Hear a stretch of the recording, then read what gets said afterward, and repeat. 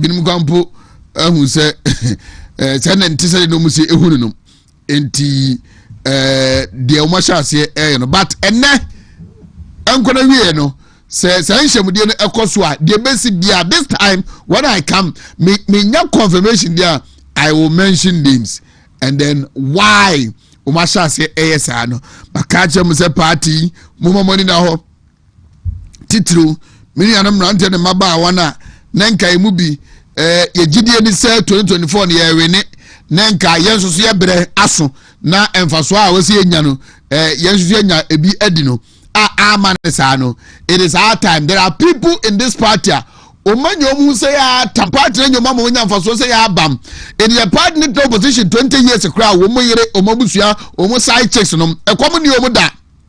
Those people they don't take decisions when nim say bia esusanso ebe party so kira no ebe ha adwene onfa ho because ono wa men. And there are people you're comfortable when the party is even on the position. This I go for no. Ya dem na kwadi omachi a wo hwe a wo wa branch ana sa baba wana wo choose party be power na aseda was a party de daw wo sai tumi aka no wa hwe ya wo de na wo bokọ achichichichi. And to our gallant constituency executives yakoto abayiwe mote ebinumu kwa mo se yempa mu nyina wo mo didi appointment a wo musu mo ban ne ma so mo ye o manye ama Ghana for ye hu ye Ghana for bufu mo to beti aye no ye kolusu ye no o mo de be se mo constituency executives ne say mo na ma mo den mo regional executives no ma mo den ama party kolusu. Yes, ebinumu wonu ma there are some decisions we can blame it on the party executives, some of them. Ebinumu so wonu ma clearly you could see say they were ineffective in their respective offices. Now so that wholesale blame game na dey ba mu nyina no enesa ankofo na ba mu honum be ke kansem bi betoto mu mrade abepetumi om honum ebinum gombo de enam se omunyimu ninti no they don't even want to come to you on the some bokwa election na mo ba we ne ansa na omo se ampa mu na mo koto mu so aba anso mo ba mo nan so. But minim say the party and him before a woman mumu bebrebe se mun ko suku mpo a mun so mun mu de it was a party no masumu mu ache, and so you know what to do. Makare say awie no ene Ghana ya ko say Ghana ne dia chen this for anasa amamuo no se de ekoto aba na this for nya amane bebrebe na omunya seat ni bebreba enna MPC kura no wo mu hu de omudo mo ye na omu nko parliament ntino eya kwesa NDC for officer Ghana no ye de acha omu enti niema basa ahomaso dwani ahanta bi a ahyase eba omu. And then lack of coordination on government policies and programs na enrada meyem sheme me kwatu se nkukwa ngete a yo mama ni Asiedu ngati amoni otuko na modi adwa ya sumo kromo no saa na mampani na akwaka ye se enipa ba mpimdumi 13,000 wacha nkukwa ba 720 ana dia mamu hu nkuntabuo no aye bibi oho enu achere DC bi anura na sire Isaac mo kana sam se ono se nkukwa nkitingiti ya bra na 2000 ya de omo bra no 1000 pepe minim se nkukwa so ebit mi wu ama echemu se tu se wa heda echemu yenu no 1000 pepe ewi ena ka 1000 na ka ye no ochama ni po 200 osi obi enya 40 etuki gakuntabuo bomu a eno so no ensisi so na dientia ewoza wote ase se NDC for na nkasa omo ba aban mu no na omo prepare na unde owotu onso se omo ba nhye papa bi ama wo di ye a emse wa nkasa no na wo nhye da ennim NDC ni ye fise wodi mo ye pa 2009 omo ba aban mu and some of keka one time premium one woni deba enyina no omunya mamu otumi ne ehwebu ada asa nyom kwa ne ka sa ansem no.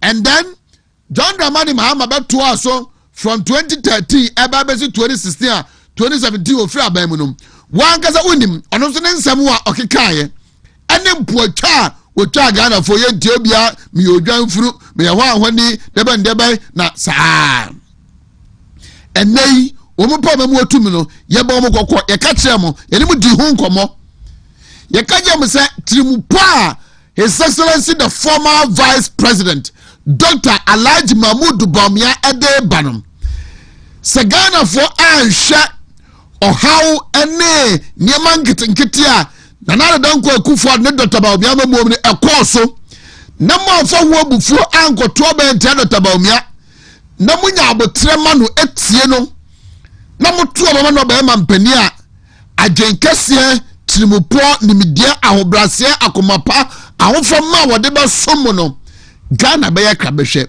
ye kan wa nyina mo antie na 24-hour economy nkokwa nkete ene ye beye wei Formula 133 David Boachita aka ozo bo ko sebesebi krokitua bim kane ani ho enso no be 24-hour economy o kan wasema na wo defend on tiasie wo mo kan sam na ma yasum ye de ama ne koye se na dan ko akufo ne Dr. Bawumia de sabi wo mo so ni bobonfo kwambo de ye wu bi da na wo mu na eba ede heaven abagana enne enkoma wo ma asase edi no e chese wo man kasa kra no munya ready 24-hour economy ade tia wo muso eye angrangran ena ere yo mu hihye na afei amankofo nya adwuma ye wo betia na aban mu nipa ba kwakonya be so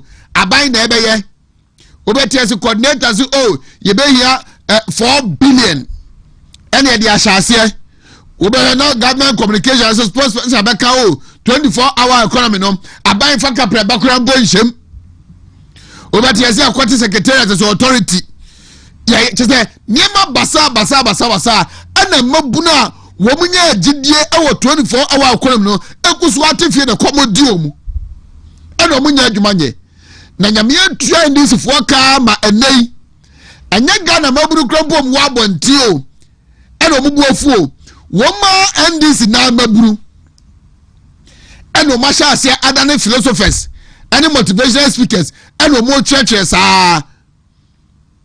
de open my na kuti apem de wanya kakra die a wono so church to mo bakana mrade se omunya abetre na mrepa wonya benyam hu akere o je bibe abebe wu na eso no ho ahoni ono so saa edete wo 24-hour economy ebetinne yenhunu de omoye no enu ananka mrante ne maba wo wari da so wo so se na di enwuma ba no ye wunu hwe egugo nkete na nse omudi dwa so mo kroma no saa na enra wo mu na asie se presidential special initiative me ba jaw yensia ne classmate se me kasa abrofu a e kire se anamo tuo ba ku bi wo hono mu anansa na mo tuo ne bi wo hono mu a eno die eda mampani na koma so mampani na nkasa ni die akire na wono ani tuamu bi se wo ba hwe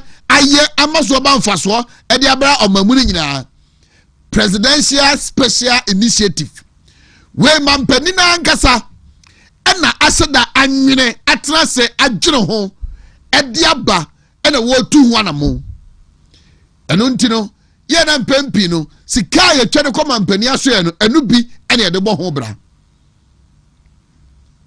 na yesi bibi de national broiler ho ahoni project na national broiler project no mampani apal mrashebedwani a waye ne se oye afa se menye ne de ya kwaku Darlington emerije otitimi o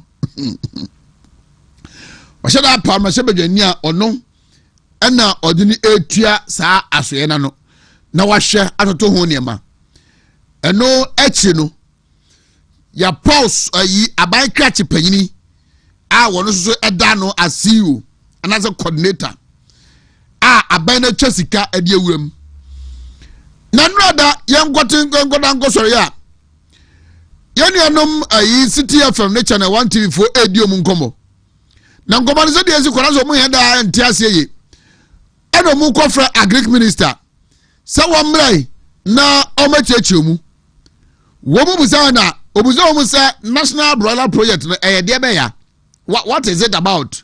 De be ya. Why no kofa baye and what am say? No mu say Papa any sa agro oni edi. Now when I am minister, agric minister, and we expect to say, who can a who policy no draft how you basically implementation there was a cratchy. Me say, as some na mubusamino, a dear bear, minima the crop maintain home agenda. No, say, dear, a your power be your omubo or penina. Ono na catch pina o tuano no edin say o de Kevin Okras one was say sa minim ene one kan e kwa kwehwe enti wei se wote ho na NDC aban abeka che wo say national broiler project bi eno na nkokon kitenkete no ye be fa honum na ye bridi omu ase ho anwo mu kabrafo de say na ye wie a ya ba be che ama oso nya so mfaso a ebe ye dai eno mu nkase wo mu de 720 emani pa 13000 ebe da no mu nkasa wo mu bai o mu ba kan se enkane aboɔ ebe kɔfom ensuo boɔ ebe kɔfom nanso bi no me yedi wadanse ye se aban yi ba ye abusumi dunmu ani sene wasi apajan kane aboɔ mu ene nsuo boɔ mu ade akoso no e che mfie nwotwe a MPP fo ebetra aban so yeka wo sa fa ngoboɔ ene enkwala wo mo apply for military immigration wa woni won so maye de no wo mo be ye bibi ama Ghana fo jise asoso mo so kakra wo mo si o mbeten kane ya ne nsuo boɔ so o mbeten say a be 3%. Adena watu ba akum by 23%, watu ba akum by 90% or so no. 23%. What ye the sumpuno, fang obo kosro. Woman be biaye. On top of it, ajumaya fua ewo Ghana ha, obiesu. Nurse for, midwives, junior doctors, teacher for, aye juma close to 15 months. The one ya katia say we mkwa busumi mienu. Busumi mienu. Ana abai asan epopore ni achache chefu say wonnim na wo gyina mantezo za wo kan ho asam am obi ate. Se wa ye adwuma afe ane acheni ye ntua wo ka etua ka busumi mienu pa wo tomra enti no so no abai be twe waso. Such injustice. That is the state Ghana is in now. Enti de ne maame yakuani ne papa yakuani akoko fo no odo a wabo atodwa emu akise enkrampan enkrane akate ohanya bedede nya ofam kakra ano di kokoo no ajebusian kakra hwa akwala no amana kwa wie teacher trainee nursing trainee nipa agufia John Mahama kacho mu se ono ba ye mampani automatic placement uwie school a na ye postu no abaso na maame kuani na kuani ni so ne kokoo sika na odidi ngaganga so a wakare ni kokoo ama kokoo kache abusumi num akwa abusumi nsiani eno so aban so ntuaneka ana omo osu apon no mu omu school fees aban sa de bia be ka ho eji teacher training na ado den kwa akufuado abreso no na ye mo aduane mprensa dako enei omu didi dako ediane no so kwa mpo ne 77 billion e de ma ho a se wan katani a wuntumi fa wonsa ntum ade papa wanyina koso ahemfo na mo na mo sie se mo konkunya dem kogu ansa no na mo abosomfo ne nzamanfo se John Mahama no mo pɛ de sɛ mampani no mo come on to mo nkasa asofo na mo sɛ sɛ mo Nyankopɔn telephone number mo na mo fɛ no ka kyɛ mo sɛ wo pɛ Kristo ni sɛ mampani na wanya Kristo ni bia sɛ John Mahama my di mo nkasa ɛna nneɛma basa na ɛkɔ so ɔman mu a wo sɔre na wotimi kɔ abɔnten kɔ onyuma so na wotimi sa akɔdu fie a na ɛyɛ sɛ wodi afe efisɛ nkwanhyia basa etututuo insecurity kan nkwanhyia kyɛ sɛ ɛnyɛ nkwanhyia bia na enipa ɛfa mu ɛhwɛ mu nkwa Ghana na ya bibi kyɛ sɛ basama unhunu how to describe Ghana mpo. And on top of it, Ghana japadia kese and yesesa emabusuafo ne namfo. Two government agency bi institution bi mu a contract mo ye no so mama contract e ya ba mu mperifo na mo matwa mo ho.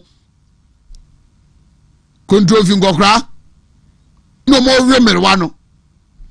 Ba mu mperifo na ene awodo contract ne de ma wo mu. Oko comes oh yani ato abama ye opa atwen 2028 not 20 aye mpotasa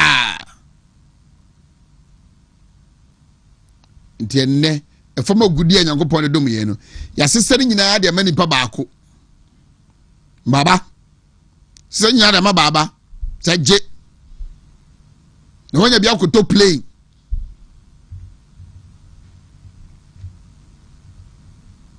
na akwala bi ho che na wakono akwa na doye no de beje fans eno nti no yesa je Ghana japade nya de ma na ma ye nka if so ya doye na meme kwa na si de mete ai so de Ghana japade bi ma me na ano so mfa so amenya ne ye faso bumu a na meme nti nye di pa doye aba me so me fa nye fans ani ete ho sa nanso so no minianum sehifo ene ka se edida so le nyame edida so ho ye be ni se nkakra akra no a say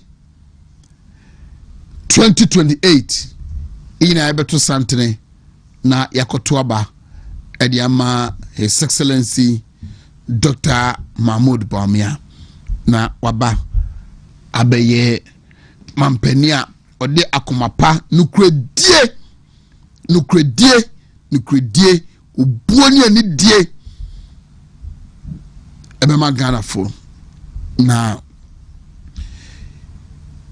yedi atoaso ako me ba cho mo be hwe videos like kai fo koni aso we ngomra na afi yentoaso eni nkomo oil revenues yenya 150% of what we budgeted for. Into Russia-Ukraine war no Ghana mum in terms of revenue when it comes to the government side. Baby every year no oil are importing in terms of finished products. And I buy this I unsubsidize it. Into fuel, me no turn about 14. Me boy catch me. Fuel boy den. Aba say unsubsidize one seed impo. Despite all these huge windfalls, aba make mu on she. E munchi no ya obebuo nyasam ketwa. Komana chese bibi ena e woso omo e ka omo e ma omo tiko di sa adwuma no. Ye no no ye. Skasem ya.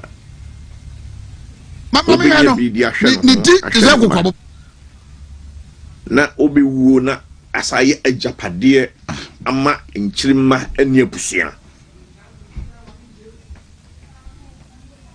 na die Yewura Mahama through the finance minister have been announced to say sincerely the omode ba cocoa sector a deregulation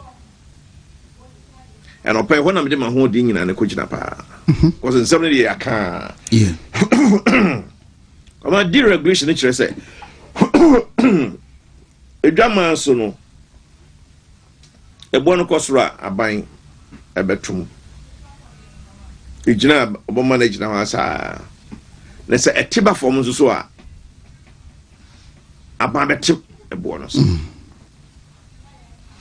kɔma de akyire ni de akyire ne sɛ seesei no aban ne nkɔma a ɔretie no ɛma wo ahoɔden ne nkanya a wobɛkasa wode wo sika ɛkɔkura koko kuayom no seesei no wama na yehu ama wo wama na yehu ama wo nam sɛ kwamna yɛ onipa no bebrebe nso a kuya no wɔn de koko fo no wɔn dom sika kowura mu anyo wɔn akora na ɛte ho ɛdo ebi wɔ kora na ɛdɔm na nkyɛ na sɛ deɛ me de kwa kowura mu risk wɔ mu no dɔɔso deɛ di kan ne sɛ me dua atɔdwa no na sɛ mfifiri a sɛ me fa kyerɛ dua sɛ ba sɛ ɛmoa ɛde ɔmo ano ɛbɛbɛka gye sɛ me gu so aduro chance wa to bo ase papa for me yɛ dɔ ho so wa won't be no nyina is there papa for no susu no galamsey for agye wo mu nyina to say no kokrafo ne merwafo no ɔmo ana dɔ ɔmo fo enti sa eniema we say nyina no efisi kokoko ani enso obenom enye onanka nem so ne ma wo mte wo nkyɛn a wo no wo kɔ school wo no mo nkɔ school papa enso so enene da kya 70 no na wonim sɛ koko no de ahwans ɔno an sɛ ɔbɛdɔ amana so anyini aso na wateɛ waburu watu ahata amana wo aban bɛtɔ oba betua ne ka o mane bo nso so a ebo no eye bo a aban na agye atum sɛ ebo we de ɛsɛ ɛfata de poto kasa me the guarantee price no se de ye no ba be free ho na edwama so na tiba for mo a komna say Gulf region almost chocolate no so mo no iskafo pa o Saudi Arabia, Yemen, you know, Iraq, Iran, Kuwait, United Arab Emirates, and all that. Come now, wouldn't say Coco born? You say, I hear you cry a Saba from you. I'm not a Hasi a Saba from you. Let me put it that way. But yeah, my whole DJ says, say, oh, I buy this wound to me, ma'am. And to me, am I sure farmer of a guaranteed price? So we build a cocoa fund. So whatever fund we want to create to support that. So on to me nyedia komna. Any we who say any part be brave ever divert or more investment. Instead of so we cocoa she cocoa duemu no. Or we part for no dia.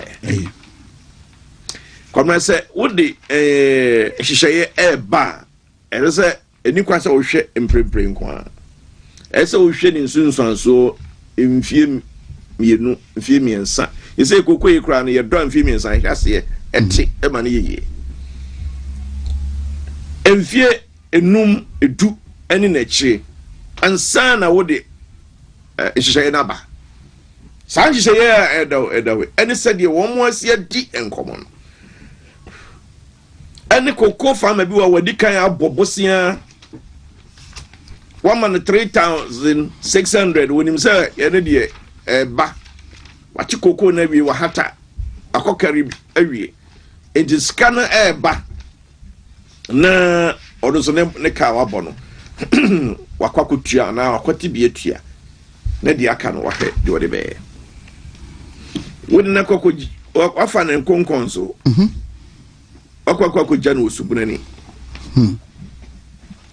anka koko ebo de enke ye de ma ahia enke wo ho ni nyina afi ni nyina ndc aban ni aban a waba mfia duaso nwotwe wagege akuafo okonkon so akogye om so mani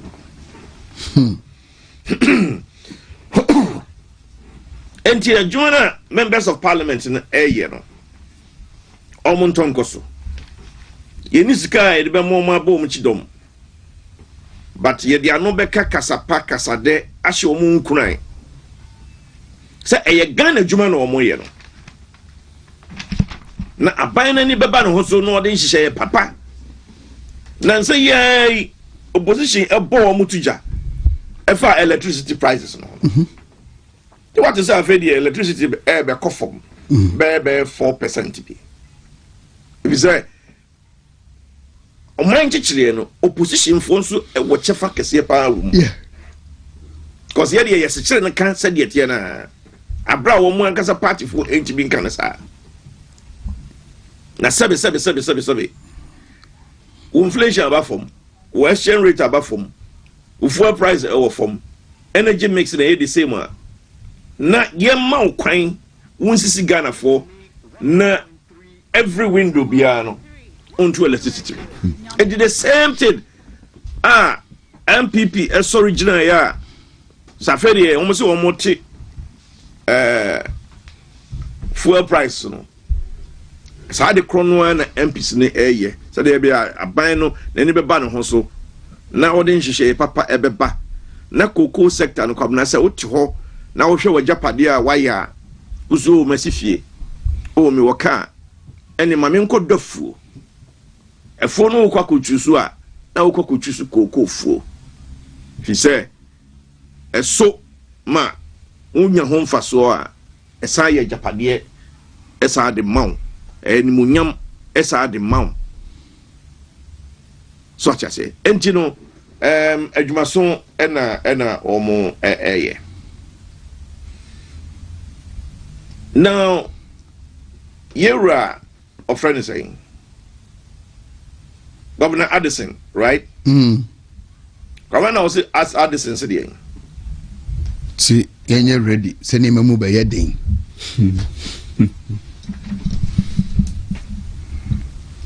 And Chakrana Kupano Gene Bono. Edo Jitama Krona, or NPA boss no.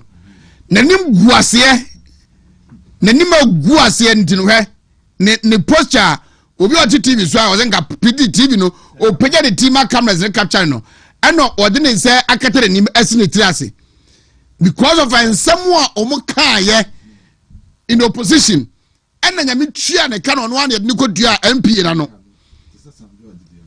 ana enne nanim agu ase che say na dwene nyina pem oni adwene bia o de manage MP no because entokwasi Israel and Iran in them. But when it was Russia, Ukraine, ono edugina ankasa, ono ankasa, and some of can your church for an ado, and a dot about me ono. And then him that guasia, TV kwa umpejade timpo, untume pejade timpo. And a TV, I come and po akap channel. Answer nipara hotel channel, Esreno. Also was Reno. On Bazo be about Lucy. The Mama Mamu Bonino on Bazo or Caho. It was Lucy. Oh no, what I saw no. Covo because you're not trolley. Tiny amount ye. Yes, sir, a financier at the world market. Full of boy a call from. Now a man gas so full of boy about from no. Woman say I buy papa. Abai papa ba Jomahama is the hope. Jomahama na ye bibi and our two is forcing and a one when and then from no during the Russia-Ukraine war no, it went as high as $125. $125. Mama bless you, and do sample. And I never want to change our Ghana no. Free. What do you know? This is all the best church and Nanado and the doctor about me ask him. As someone to be the you and I am called for and so this boy, this guy was a lawyer for the energy ministry throughout our 8 years. Throughout. Hey, into Facebook check did an ad what no that's so not a lawyer for the energy ministry NPP so I think the ECG also NPP so lawyers so me say 8 years and few what no or Facebook radio so TV so did an ad no tawo mi atem no he was a lawyer for ECG also one of the agencies and the energy ministry. Hey, this guy ene na emra be nko an onimu a ene nyansa no nyina ayira TV kwa wondimi mpagya wotimpo ana TV ahwe nipa ehunu se wo na wote wo no muto video no so mame. What is the proportion of the exchange rate in the computation of the price of fuel at the pumps? It's only about 30% or so. In 2021, 2022, fuel prices hit $120 per barrel. True or false? But we're told that under Akufo-Addo's era, the wicked Akufo-Addo, his increased petrol prices, unprecedented, we'd never seen it before, from 4 cedi when they left office to 22. That's what they told us. But how was Akufo-Addo having to go have control on the price of crude, like it's happening today?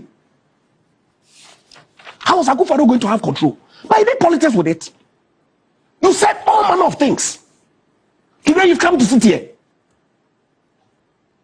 Look, you guys, your food soldiers are the ones who are going to get you. The things that you are doing, the promises that you made to them that you are unable to fulfill, they are the ones who will get you. But the good people of this country have seen that indeed and in fact, all the stories that these people were churning out relative to what we said, the impact of these global things we're having on our economy is real. Today. Aided by the media, of course. Set agenda and push it.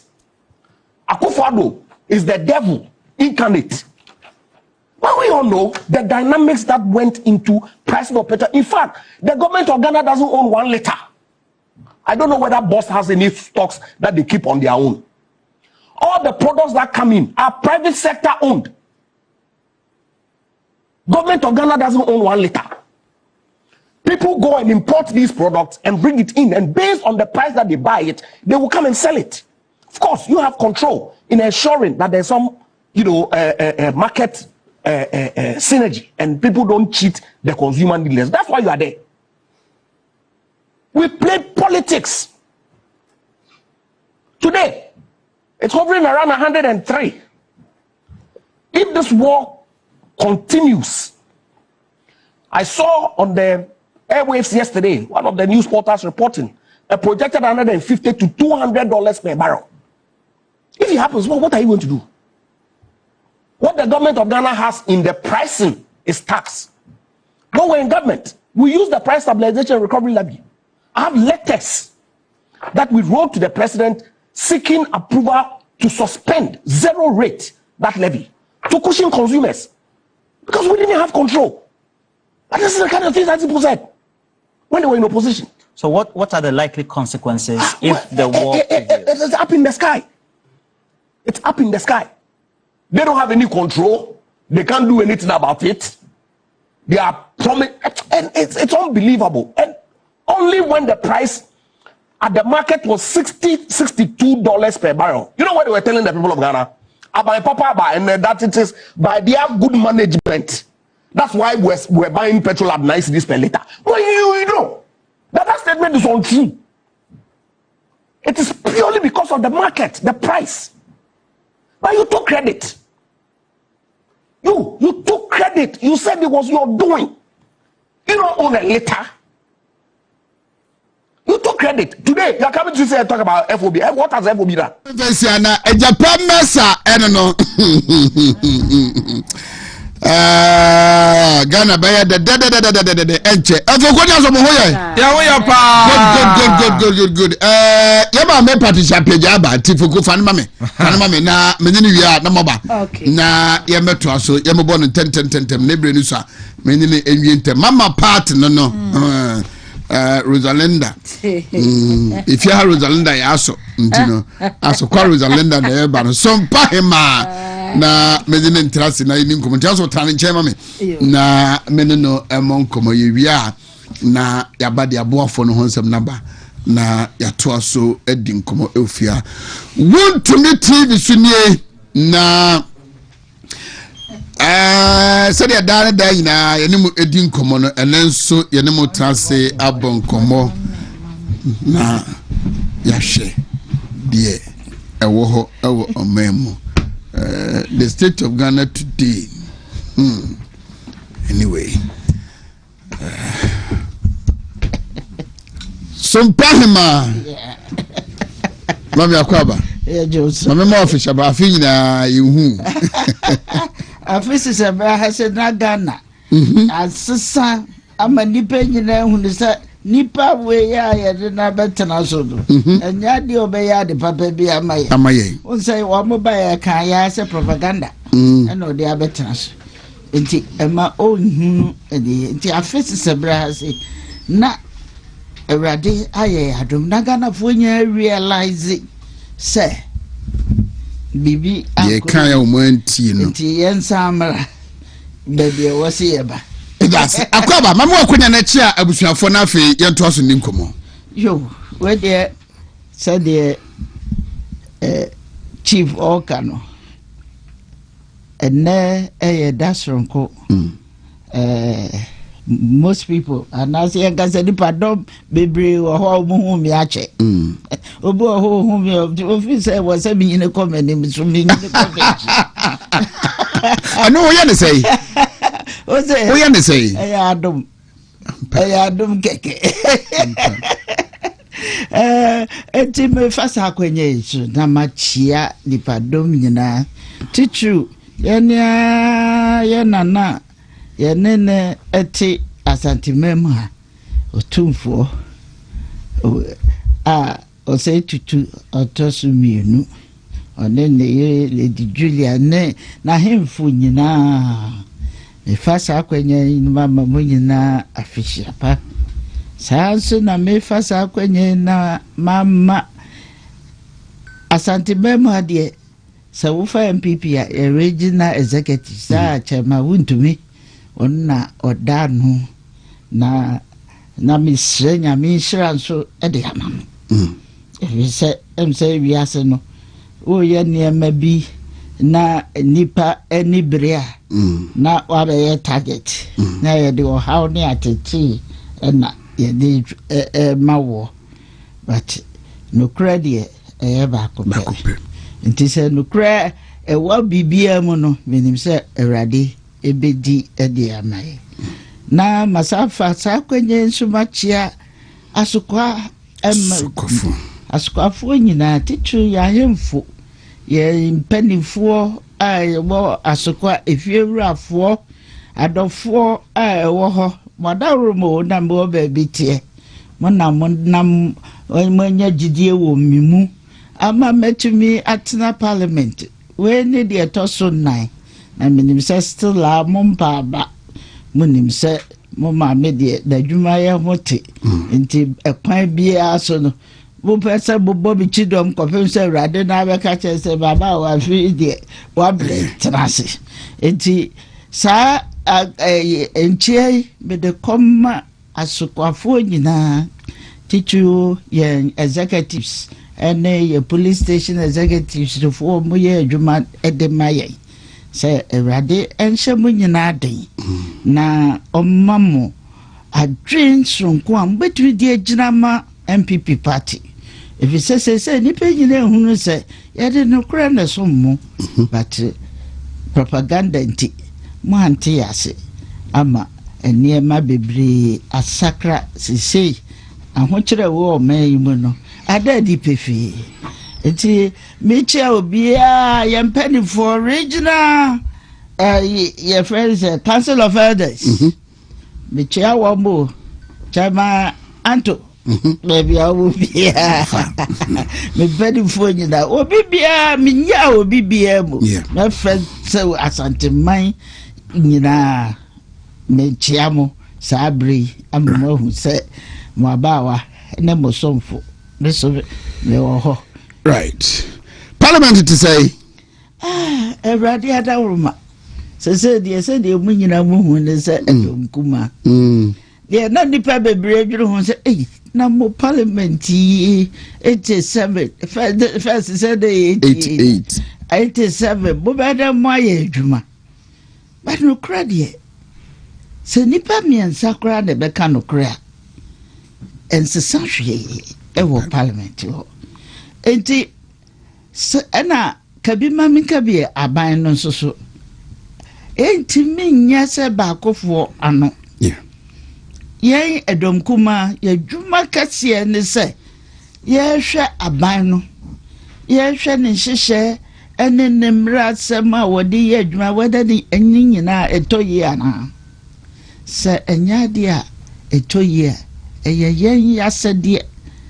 Somewhat smile and say, Uncle Parliament.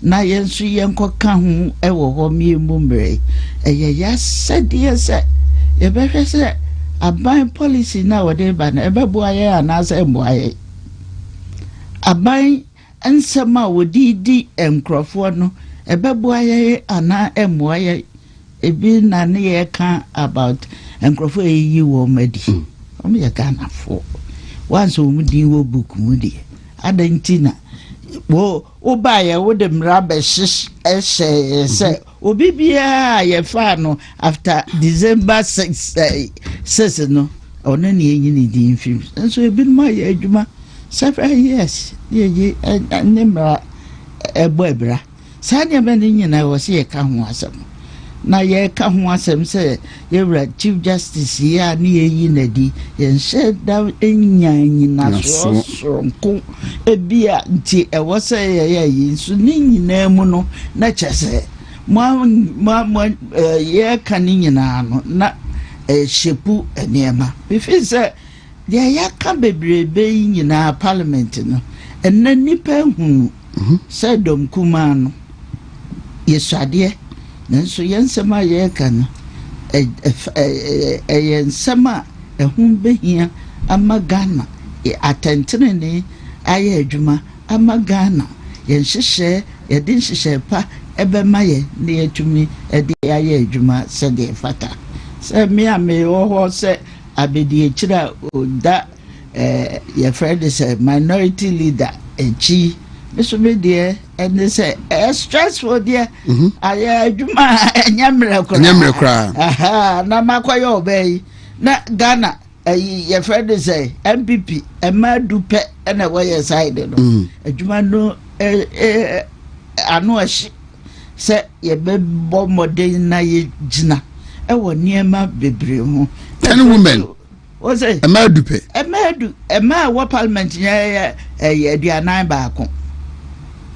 MPP yes I dey dupe wow nti adwuma no mane nyemre sa enti time bia wo befa wo bekwa wo yini ma no wo ka enema betimi abo ama soso amoma ko mani eno so ho na biso mayete se futufo e dey ama edom kuma if you say your main leader e wo ho na ono take decision enti atentere ne biso mani ewo ho a meso metenetene no ewo niema bi maso ewo forma meso metie sadom kuma ye niema ye ekosai efutu be na metimi di ama no ama wono so di elidi no meka say aye adwumade enti sesei ama enida hobby aba Ghana emma o manso ama say nipa ehunu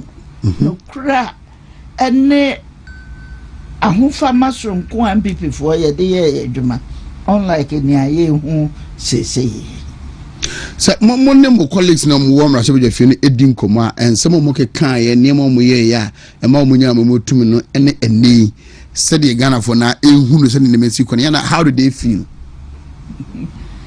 would say ya utie there a majority side utie wo mo comments out wo be hunu se ye ka se bi no mo be defend here utie wo se wo mo person mo de ne ye pe because o mo anim se niema na anko yi e kwanya omo afaso aye bibi ankoyie but any party nti e was so gina ho na we defend ene bi wo wa woduro ho ase wo mo kakra da ye be wa wo be den na we defend why emrante ne maba wadi every adwuma bebre o ma twede Uba State of the Nation's address.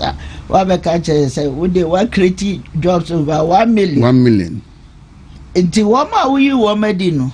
Now the bibeshe muno and a over 1 million. And now say job creation a idea white fine a different policy. And now say and she share fufrobia a timmy emma a juma eba o man. Nina wohwa enko yesa sa ye kasa ye fa oman mu sa de oman sitie sese ni gina bia na de yewra mahama ebeka ye na omunim se enko yi enti brofo a omunim ka ewo parliament wa ne se mo ba ye no mo tumo ye ne den but mo ba afi busumi miensani musimo be reset Ghana ana reset so there was a cabana mo near madeda kwam because we are very much aware say wo mfie na be enti wo start reset there basically ana say efiti ase no was a bibia da ho kama emo bi ehunu say o nice bibi so a we dey baba be adia yati ade say yati dollar so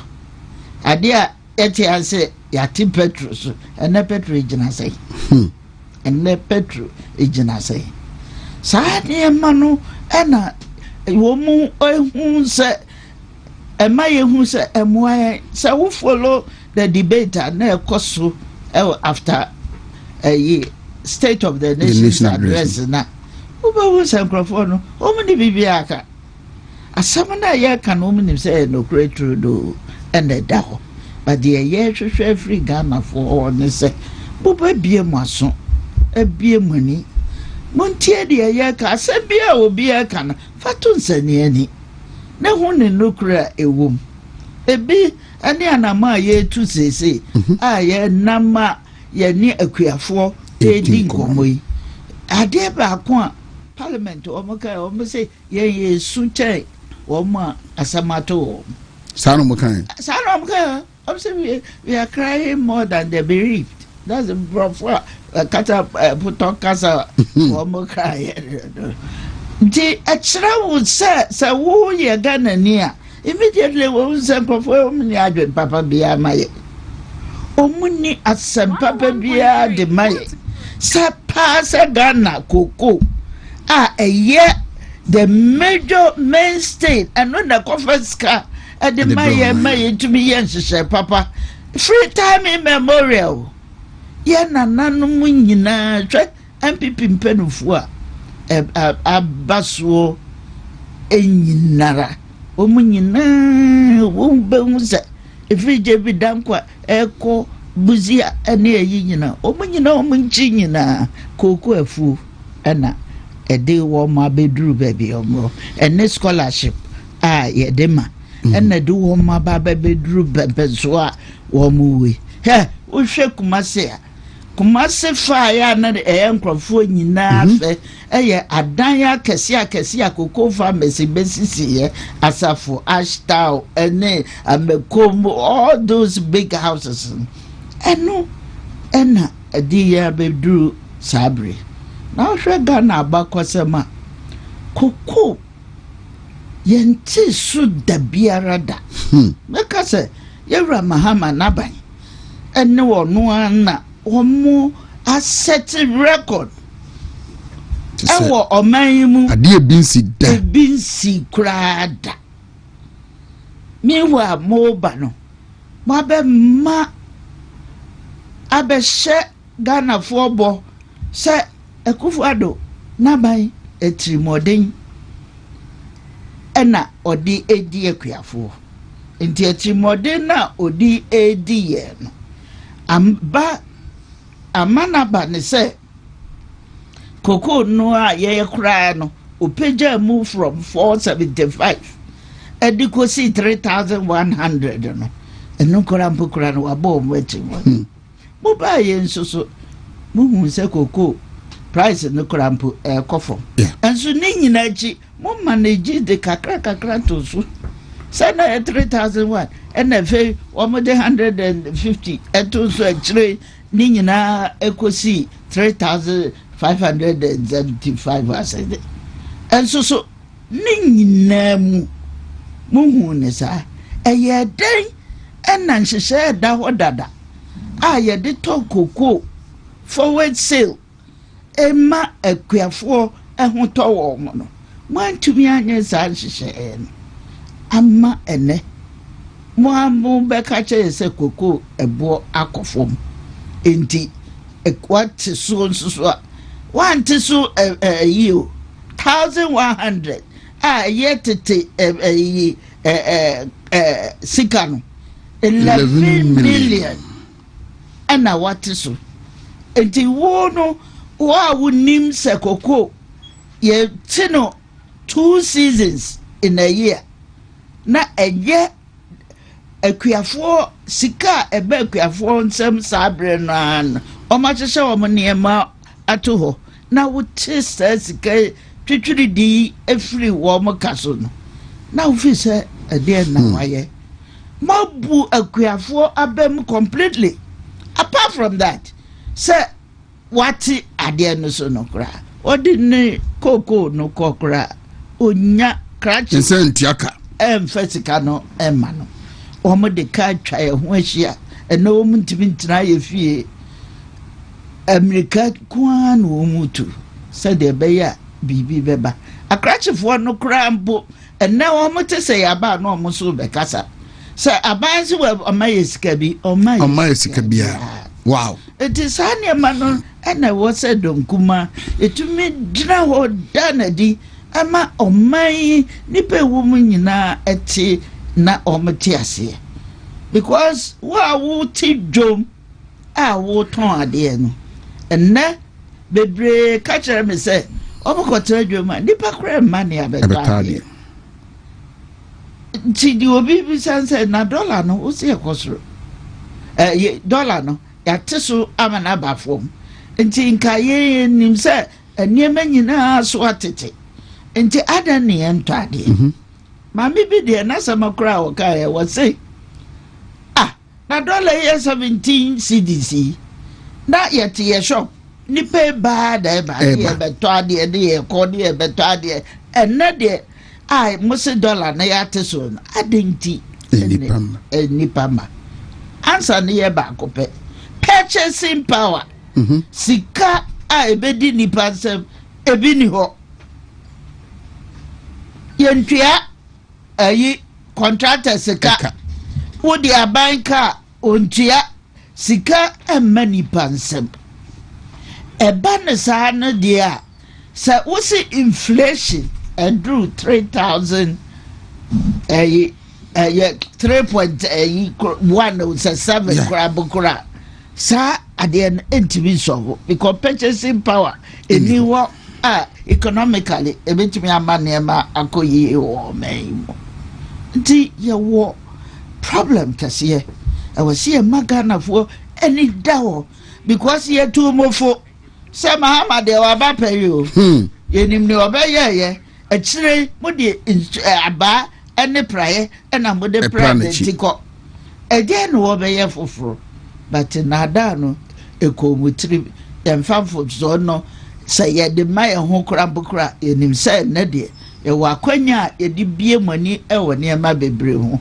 ama munsumu begina na mahunu say oya ne ma wo mo beye edi abo wo mo bra ama wo mo ne ma wo fi say ne ma bi oja no ho ene wo sesa no eno entibe bu aga na mai before sir cocoa price reduction ebeba no na to say the akuafo di kan akuafo akari mu cocoa ɛyɛ akoma koku krache abosome miensa abosome mien enan enum ezedi kobosome nsiani a yentu aka money a great minister the tifie ho as mrahye bedwani mobusa ne se ɛyɛ day den ne ba ya na omuntumi ntua koko ne kampo ansana yes abetiso yi de dika me bie moni wo abawe ne hihye bi a waye enya agric minister ne rekoko no ne hweso biu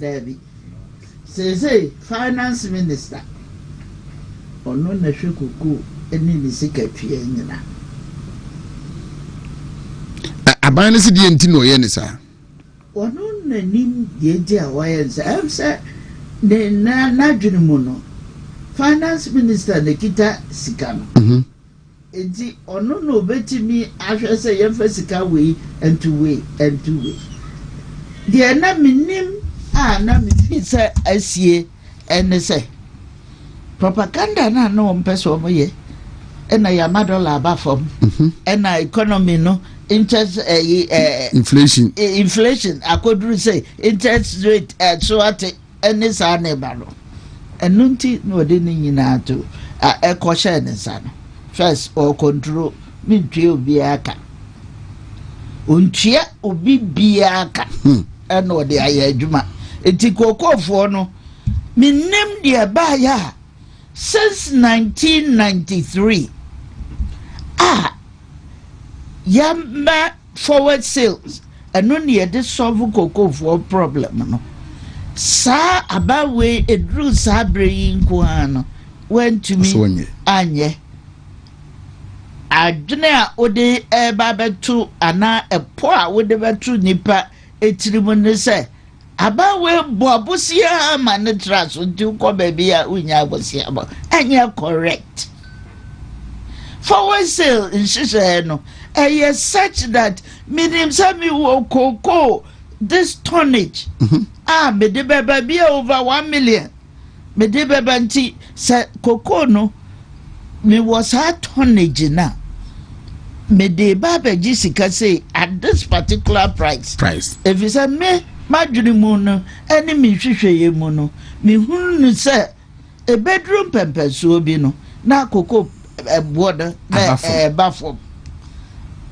enti befom nti me dika maji say sika we na me de bafom ankan me na me koko fo eho atowo mo ana ade we ya free 1993 die me pese kana fo nyina hunu se eno na boye eka bia na baby obetumi a kire yen se afimu a yeti koko ye forward sale eka be na ye ntumi entua ena brebe na ye ntumi entua kan enti wo betra oman na konwa so de a sa eka kakra bi ebedi wanim but edi wanim a won hihye pa ena de wo bedure ebe because koko ne ye beton ebenya ho sika na ye di atua enti fairly ye da enti policy failure womo hihye omo ye wo sika semo ena na di baba beduru ebia ye duri enti mo fa football no emma abanya etwam ne hihye bone ena ede saade na ba nti ye wo football bia yemfa mo finance minister na futu bone ena de ye gina baby gina but as obi anka na se nti what hodi to say de enyo ono na enam se agric minister ono ko gina ayiso eka ye se ono koko no mbeto de 7,000 ti bia de question no oni hu control ti no hu akire no e was a ekwan do so do you know ebra abayra nyese obetua omuka se edi edimpa because here ka say abai onye na dwene ba kokora anya nhihye bia ya huna betimi akire se aban anya nhyehyɛ we ya wodi betua kokofo ka na meka jo say ya probo a ye koi akrachefo na abekasa omo say ona ka say nya koko ne to but ye dangerous ma oman ade a eno na ma me no mienu a yete ha yetumi enhia de akoduru baabi yetumi aye nipa yeye sa koko sika eno andeta yete me kai ye be ko secondary school a na me papa tum go so akoji ni koko sika na odi abehwe amayako school enu anso na ye nuanom ne ye ma omugina mu ohwe Ghana sa sectors yi na de ye ko nti ye na o man ye se no kra nti ne ni abre sa kun we ye nya da kopim sa abanu obesi gina ya ye nyina ya convince say sector no koko ekwiafo omo emmo kangu na mom omo begina no matimi aye adwuma no ama Ghana yenkoso mene asokwa mrase bedwane ye maame Patricia Apiaje ono ana saye deputy minority leader maame Patricia Apiaje de emnim se mumu bebrebe from KMA okwa so ase as a parliamentary candidate adwuma waye munyina emonimsem na ennamu ama eze di Rosalinda no kwa na ayira amasom pahema no na ababesha nan wo adwuma oye ewa asokwantira mo wura mu amobo aprobo ewo nkrutu a kukwakufo wo ewa asantemantem no mebese mebusa o as a mother abatan na wo mu enso eye kua ne bi no enei umakari umukoko yentu aka no the chilling stories they are telling you no ebi te saying some maje homians because I are rehusam because monim se koko afuwe obiara woni ni kunu na eye ebinu mo asama omoka enra da ya ma mi bia o hwe social media me hu se sa picture no da ho ma mi bia watete ni morire mu adhwe ba 24-year-old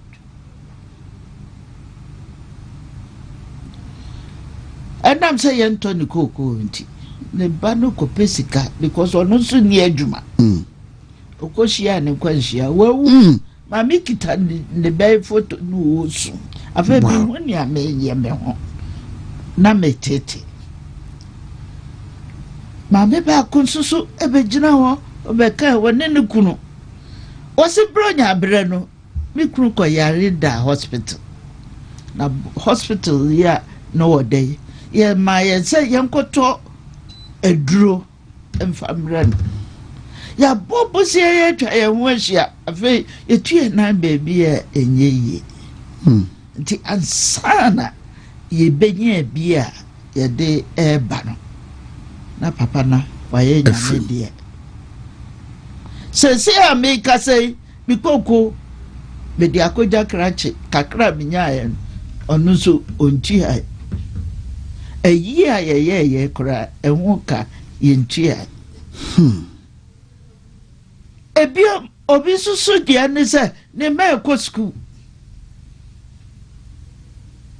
e was say obo modern na onye sika na odema e was so ko asase on se nipa ni monyam e bibi kitu wa bi krebi se wo ko gina nipa ni na wasre ni sika e de aye bibi e ya de aya na ete nipa kra so yeah nti sane mani nyina ya de a etete won eti ye magana for ehu the real story ewo as we speak now he woni baby as kofa e kra na me wawa obi a onu de wo tonsa abetashi ne hu nkeka ho ewo ekra na se wɔsi sese me ho kyerɛ me adan a nkurɔfoɔ no asɛm a ɛha wɔn ti de biara wɔn bɛpɛ nsa ano nsɛn so wɔn nom akɔyɛ sandaa ho ɔmo ntuaka ɔmo firi nti mímí capital náà mi di yɛ adwuma náà ɛno so akɔdi nti mi so mi bibi yɛ nkɔ so sɛ obi adeɛ sɛ kɔku akuafo nkwa na enya the effect no ɛyɛ yɛ enormous ɛyɛ adeɛ so papapapa nti ɛyɛ adeɛ bi a ɛwɔ sɛ yɛ nyinaa yɛ ko saa ntɔkwa no ɛfiri sɛ adeɛ baako a yɛhu no wɔ Ghana as we speak now cocoa farmers wɔn mu season duruyɛ wɔntumi ankɔbɔ bosia sɛ ka bi ɛda hɔ yɛnyi mfiri hɔ ne yɛmfa ntɔ cocoa no ɛma adwuma no nyina basɛsɛ deɛ wahu akɔbɔ ɛyi bosia ɛtɔ aircraft ɛnyɛ baako ɛnyɛ mmienu ɛnyɛ mmiɛnsa ɛnan aeroplane 9 a ɔno no baako ɛwɔ mu ɛyɛ presidential jet wɔbɛtire mu for the comfort nti sɛ woba state of the nation's address na wotumi bɛgyina si mpie so ka kyerɛ Ghanafoɔ sɛ sɛdeɛ nneɛma si kɔ no deɛ mummia mo belt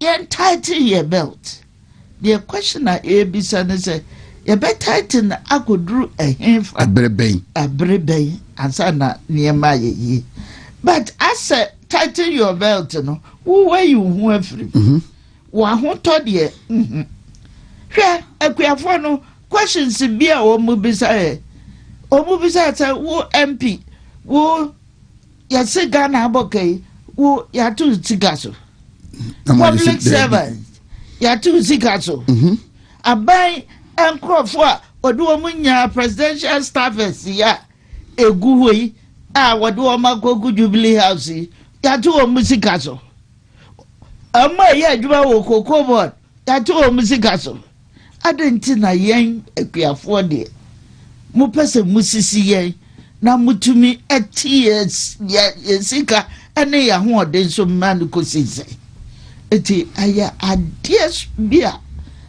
ɛyɛ ahomtesɛm soronko eti aban no nipa ne ho no yɛbia yɛ n'ani ehu sɛ aban wei ne bibi papa bi ama yɛ well asukwa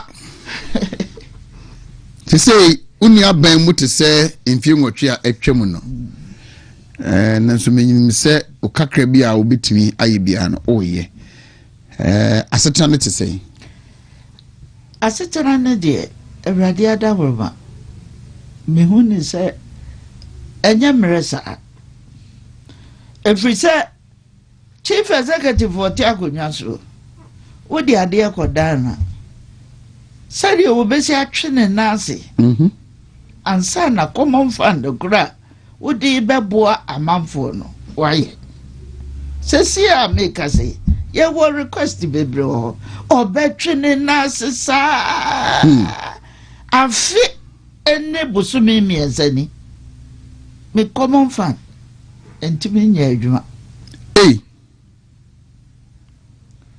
but me deɛ adeɛ baako a mepɛ sɛ yɛn nyinaa yɛte aseɛ ne sɛ asokwaman nyinaa yie deɛ enti ɛna yɛde common fund ne ma yɛn sɛ yɛmfa mboaboa emergencies na yɛnhwɛ nneɛma a betumi aboa enti sɛ eduru hɔ na sɛ mepɛ sika de aboa na wotwetwe na asesa na menyi ni sɛ akonnwa na wabɛtena so no asokwaman yie die nti ɛna wote ɛda wakomaso ɛno na ehia o ɛno ɛna ehia sɛ ubehunu saa deɛ na adeɛ ayɛ adwuma ebio wɔne wo ɛntena se ɛnwene sɛ adeɛ wei sɛ ɔdwene na wabɛka akyerɛw but anka me asokwa assembly members nyina bedi adanse sɛ wopɛ MP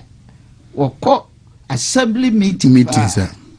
meyɛ number 1 ɛfiri sɛ mepɛ so kwaman yie nti biribi a yɛhyehyɛ no mepɛ sɛ m'ani tua mu bi na mehunu deɛ ɛbɛtumi aboa because wokɔtena hɔ sɛ wodi adwuma bi ɛkɔ kuro bi so na bi a nyɛ hɔ ne hia no sɛ si a yɛka sɛ yɛ ahia paa yɛtumi ayɛ na ɛhi so kwan akɔduru mpɛmpɛsoɔ bi yɛyie katasi nyinaa aka biribi kakraa bi sɛ ɛnka yɛbɛgu so na yɛtumi ayɛ contractor wɔ site make gravels nyinaa wasoa bi abɛgu site sɛ yɛbɛtua ne ka ɛnka wo yɛ DC ɛnka me so me effort a meyɛ nyinaa na so pushi nti so ɔka ho asɛm koraa da but ɛho hia enti opposition deɛ ɛnyɛ ade papa but me deɛ wɔ sɛ me baabi a mɛfa ɛne ahoboa biara mɛyɛ de aboa no ɛno na mekɔ na sɛ yɛ sɛ wote ebi a wote sɛ asokwa dadam hɔ yakɔ bie community clinic kɛse a kyerɛ sɛ ama asokwafoɔ no wɔn nso enya ahome ɛho hia sɛ ebere bie ɔmbɛtu anamɔ akɔkyerɛ patre ansa na wɔn anya health care yɛhwɛ sɛ health care ɛbɛkɔ bebree sɛ ya adeɛ baako a ɛha adwene ne sɛ yɛsɛ yɛde common fund bebree abɛgu hɔ common fund yi nso so a yɛde abɛgu hɔ directives wɔ ho yɛsɛ yɛmfa bi nsi dwa ɛhe na yɛkɔnya asase a yɛde bɛsi dwa enti ɛho akɔhia sɛ abɛn hyehyɛeɛ no ebi wɔ hɔ a yɛne nyinaa districts ɛne municipal ne metropolitan assemblies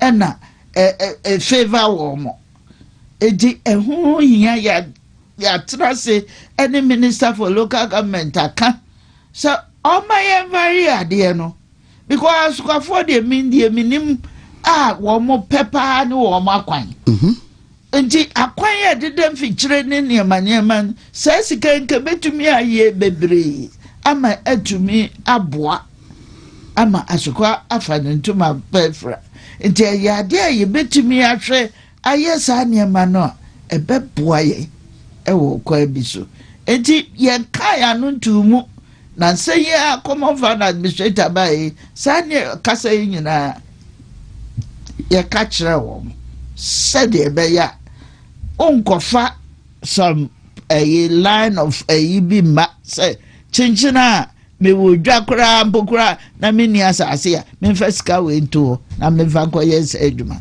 saa ne ma ni nyina no e wo se aban no hu no otimi sakra ne ho efiri ne ma no na biom parliament mra no enye finance minister na hyehyɛ wo se ayi ya disika district and municipal and metropolitan assemblies when abɛkyerɛ wɔ mo ne a wɔ mo de bɛyɛ obu mmara no so completely ɛnyɛ saa de anka yɛni assembly anka yɛni assembly members yɛni council ɛhwɛ ɛma nkɔsoɔ ɛba yɛn nhyehyɛ mu enti ɛho hia sɛ yɛbɛhu saa deɛ no ɔman no nea ɔmo hwehwɛ no ɛno ɛna yɛde saa sika no ɛbɛyɛ na nyɛ because asokwa yɛwɔ district health centers sɛsi ameka sɛ emu mmienu pɛ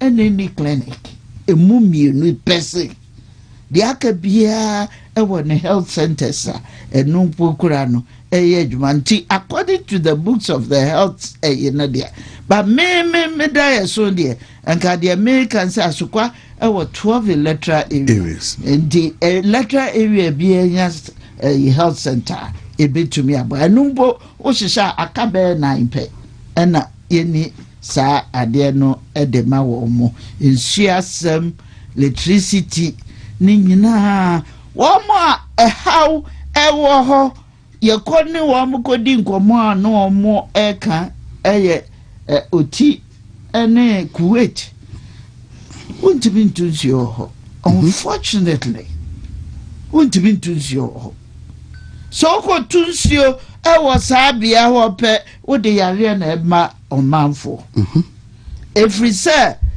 bola no any sewage na wo ho no edidi ko ensuo nim enti yare efe ne paralic ya ade bia wo ho pa enti akache omo say share that from there ho de obi antumi enye bi eno na ma yetu a na moma water and sewage over the pipelines I can see akwa toto but the biggest challenge is nipa ne se wo mu ni sika ye de atwe akoye fie ho and the biggest challenge ye hwe akwanya ye de befa so ne atumi di aye adwuma. How are the people coming to terms with the current status say uni aban mu into the expectation from you no I was say omo limited kakra na omuhunu se sele nka ne first no bitimi apre niam bebiri aba na entesa omanfo ne te ase sa be fi say dodo na te ase but omo te ase p because you wo first na nka sokwaka KM yeah and na the municipal assembly on its own into a bunch of cigar was set a cigar no etumi adwuma no enkomo na meni wudi no say a bunch of cigar na no obekere yan de emfanya na amoaya so eno de amoa kura sa de na amoa na tiamra nso etiamra say finance minister ebe hihye say sika mede ebe de monfanye ni so enti ankrofo na I think say wo motiase baby ayewo eno nso ti na mempese medi asokwafo hwamo no ade a me hihye ni say assembly meetings there memfa ni agro many assembly members enkita ho nso enya ade a bidi edi agro said the beya bibia ebetutu ye na enti obi because me ya am kasamafo ya na me development agent me ya am kasamafo but many tua sika ebeye adwuma bia enti so wo mo pa bibi sonko na uso wonya ma wo mo dia na wo se me kasetia sa na ma na. Right. Yama me Patricia Apeje Asukwa MP Deputy Minority Leader. Omo asantememu ebo apro communities a kukwekuafo ewo honum na ya jene blone kakra ene na betina ha yene ne edi nkomwe 10 members of parliament omo wodom kuma no ye ma is emu 4 and 5 in Ashanti region. 5 from Ashanti region. Yeah. Then you have to go to parliament again. Yes. Sado be eka. Also could be. Then say no ene yen dadwene kese. I think it's as a party. O see e bie ne was ane ma no.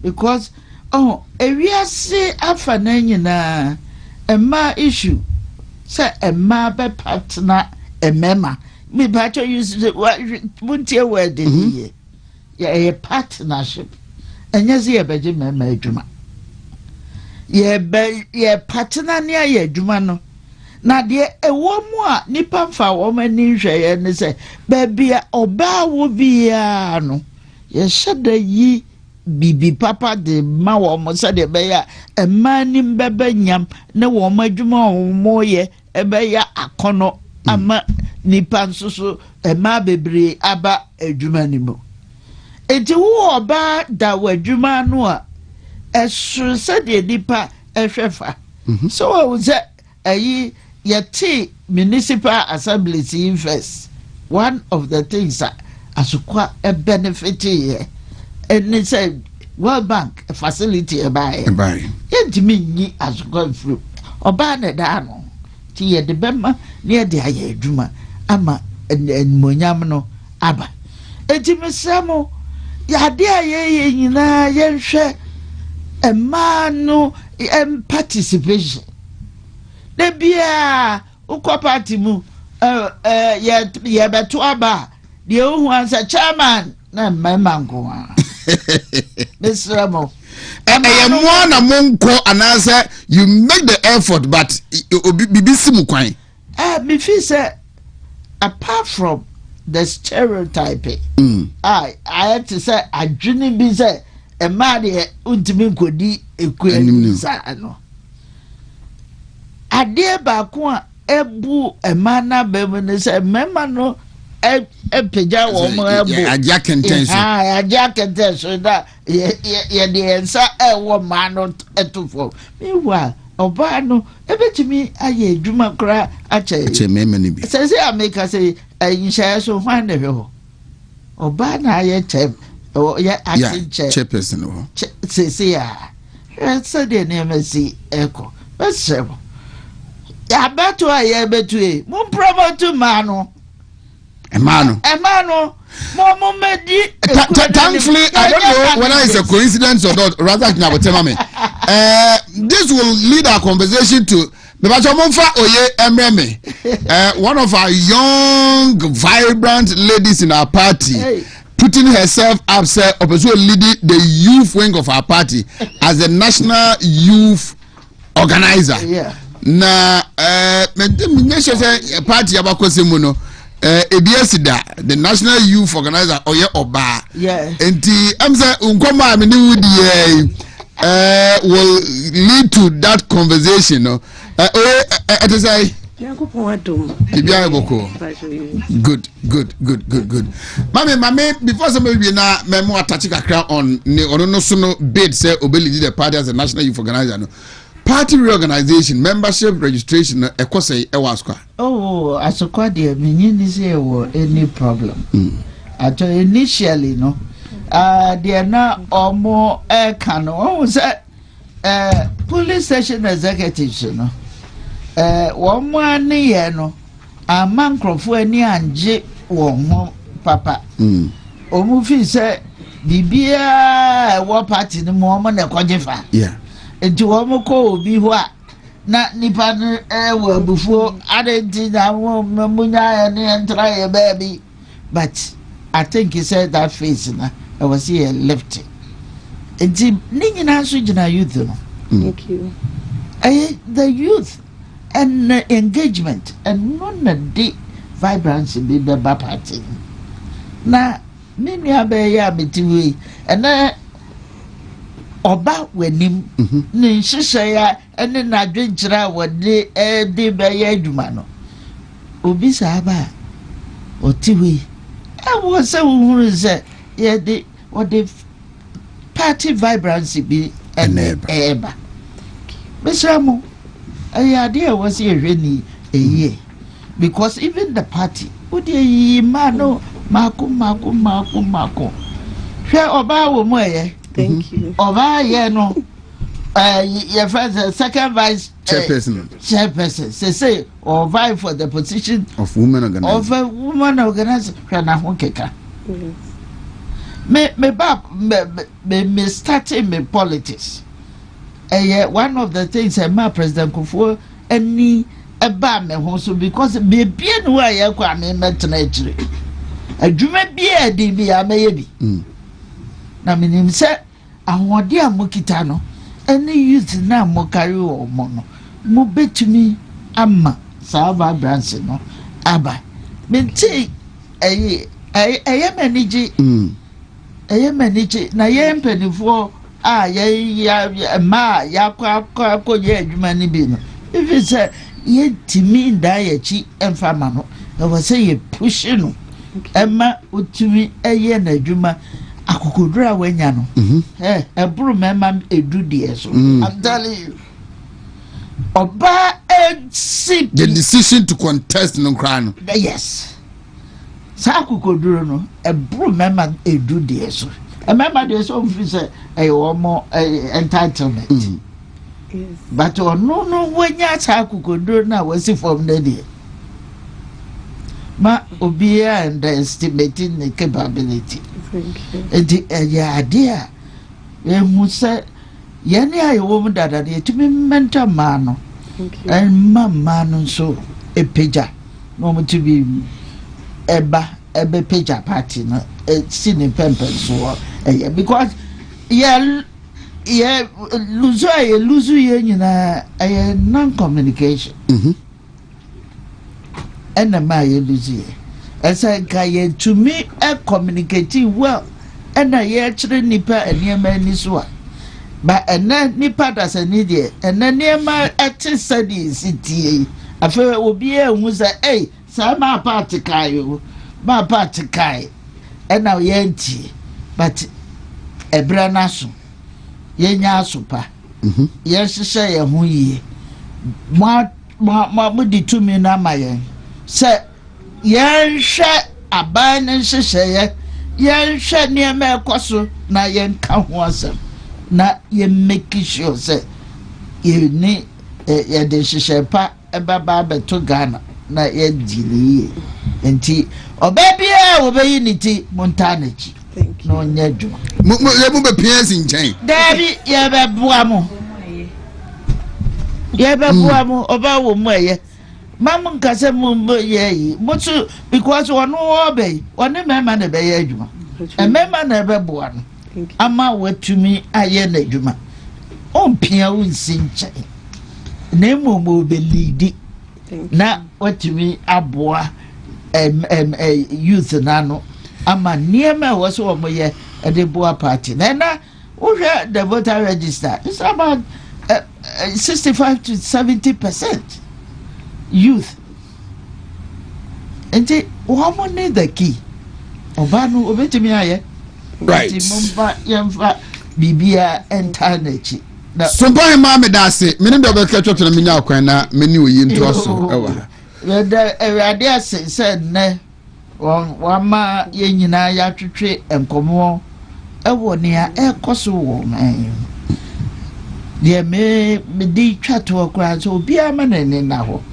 no obi anzu mbie na so esemo na ada no na ada di pefe se na ada no edroso che eniema na omo ka no enti ye bie so ade kyerem a musu munya sopa eda no obi kasa asema oga ze say o bu ye dede dodo anya dede ni ye ka asem papa anya dede aniema nko ye ni ka ho asem de betumi aboa ene ye ka ho asem enti mesre se obi a manani nda ho nhyehyɛ bia ebeba so no momie mfanto nsaniani endwene hu yie na yentumi and taking the right decisions on it nti mesre na mo bia hu ne se ya fom enso so enkachi ye wo se ye tenetene emma Ghana fa ne ntoma pa hwira no ye tenetene na obi bia menim se 2028 Era Mahmoud Bawumia ne nokredie ne hyehyɛ pa eniema ode ato ekwan mu dada o beto aso de apagya Ghana nti MPP besafa akonya na tena. Thank you very much. She is our deputy minority leader MP Asokwa Madam Patricia Apiaje Mama Pat this is Jini Kwayenka Rosalinda no adwa kwadu sumpa hema anase Mama Pat na yenka ebu bia usia na alfe na obeje sum quick one mama ne eye emra embeto so me ba sisi a tweme me ba sisi a ne ba beto so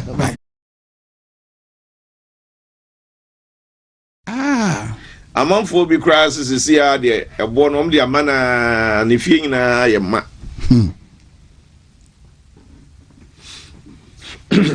Komna amanyafo yenhwie komna amanyafo hwie pa if you say ensemo a yedi ya no eka na ni titru NDC 40 komna ana anohye papa enti enya me nwanwa se edrum pampanzo bi no na ye Jerry John Rawlings wakachire mamu abi wo no ankasa ne party mu se wo mo ye babies we shouted and kwada wo mo sin ano nam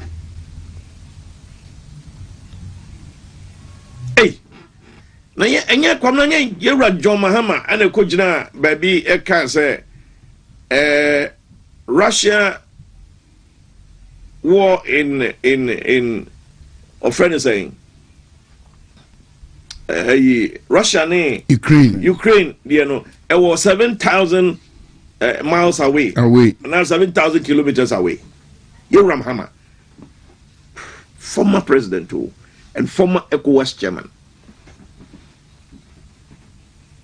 Former president, former ECOWAS chairman, and the could be no a cancer same way.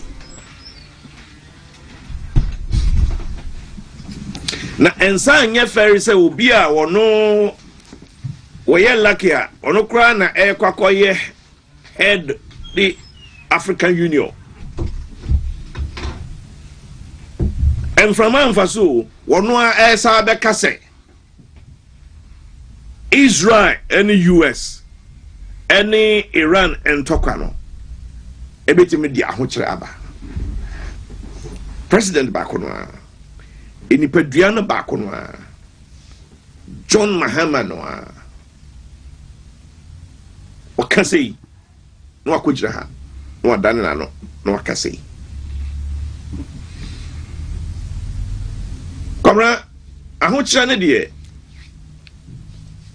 Ye free move. And one can say, Eddie Ahunch Baba. I'm sure you won't that. Name Peja Nessa be Peja. And you can say, the Ahunch Baba.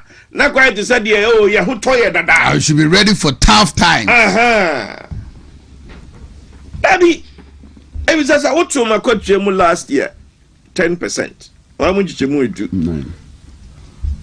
9%. 9. No, it was 10% last year. Okay. How much you do? A few chum. And a few we 9. Oh, mamma 9%. How much you grown? It is a mechanic no crabomwa. We were 19%. Electricity. And yen ye did jagu omo et toi. Say ya fed you almost omo babetiswa. And combesa to be, but yen to mo crano.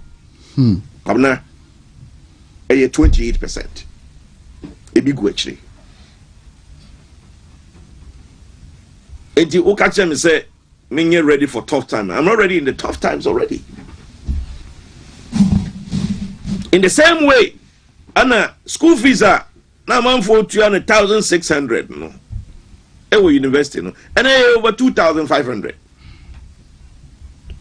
Hostel fees are no mutono, 4,000, ne 5,000, and 7,000. Dokuna near bono 5 cities no, na kufa the pens no. So benya na 5 cities are na the shemu no content no. Yateso. And yes, I did 10 to 7 cities and not 10. Depending on baby I will turn. Sir, Oka high dying. And then na kufuado efie mienu ni ne se emre na so kwamna ekosoro enkofo transport fares under the na kufuado shentiabo. Where have you 2024 been? I've been around, but before we start, mami fa akonya mami du Kumasi de mami chia asasira krora ote kokoso otumfo asei tutu as you see yet say ukoya akwisi dai South Africa, yeah. Bon pie so be baba kan ho asumdwe mu. Mi chia ni wie na ma say chia. Wow boss. Our incoming national chairman. Chairman Wontumi. Mi chia no say wa ma ya kwenye enye ono anke fidie. Yo so ya masubi. Nti ya dana say na me chia obi biara odom MPP. Mi chia MPP fo nyina bebia wo wa afei na MPP no pese wo be mu wa wo mu dada ya start registration no. Obi bisa say, is it for active members alone oh okay na party no so bedoma you can go and register. We take it up from there, so it is open for all at this moment. And Timichia me campaign team members Michiobia, yes, and I'm a Chia Party National Executive and my fellow aspirants yeah minim say bedim kunim so amenemo beye ejuma oh serious Timon come and to we Michia mu nyina. Because I had the first time I may engage you on this vision, I want people nipa be say ombehu maybe they minimum them say few of them and so anymore, but they don't also anymore. Oye di ubodi oye obiya twene kon oye no owehin oye no one hwan saa to say me metin na nsa na me nhia wo no. Who is oye hwan? Okay, me ba trabe da say oye MPP ni bebunu a neni so ade hu so. And I believe in the spirit of volunteerism because we started from somewhere. Yeah, volunteer groups. Some of us, we entered politics right at 18. I started at the polling station level. Then it was 2009. I joined MPP in STR fitting shop Takrade. So my polling station secretary. Eba Accra, so I had to step in for him as the acting secretary. I took the job up and I became substantial one till I relocated school them Eba Accra. To Eba Accra, so and so I've actively paid my dues. I've worked with Honorable Ayoko Boche while living at Anyaso Tum constituency. Meneni Yejuma 2012, Misani Yejuma 2016. Meba Domeko Abinyaso. PC, MPs, Juma. So we've been around, and I've been a regional event director before. V24, the recent one, I was part of the Eastern region, V24. V20, I was part of Greater Accra, V20, and then I'm a founding member of NPP Loyal Ladies. Yes? A founding member of NPP Loyal volunteerism, Ladies. And we think it's about time. When you're a volunteer, you can speak your mind, you can bring your ideas, but if your leader chooses not to embrace it, it goes nowhere. And who say also you take frontline roles and then bring your ideas into reality. Yes, so we have been around politically, academically. I've been there, and then yes. So if you want to know more, I think another time behind the scene. I think this is political, so I'll describe my political side to you. Thank you. NPP Loyal Ladies. Now say me do 10 years. How has the journey been? 10 years. Yes, it's not been easy. 10 years of hard work. 10 years of sisterhood, 10 years of friendship, 10 years of active volunteerism. You start saying it wasn't easy. Now, as I grow, but the Nibreso Conkodine, you say NPP Loyal Ladies played 60% role in Nanado Danquest's win in 2016 because we were everywhere, though. In opposition, resources were limited, but we killed ourselves into a pure volunteerism. It was while we were in opposition, and some of us, we did it and it happened. And then we happened to find ourselves in opposition again, and we are going to go extra hard this time around. Because you know who scam, Mahama by content creators. You are from content creation government. And Monza so me fa kwenya we say Loyal Ladies now. I'm wishing everybody who has been there, who has been supportive, your patrons, and bra kwapia virus. Your mamo, happy 10th anniversary. We wish you a decade more of success. We want to do better. Yamobia, happy anniversary. That's it.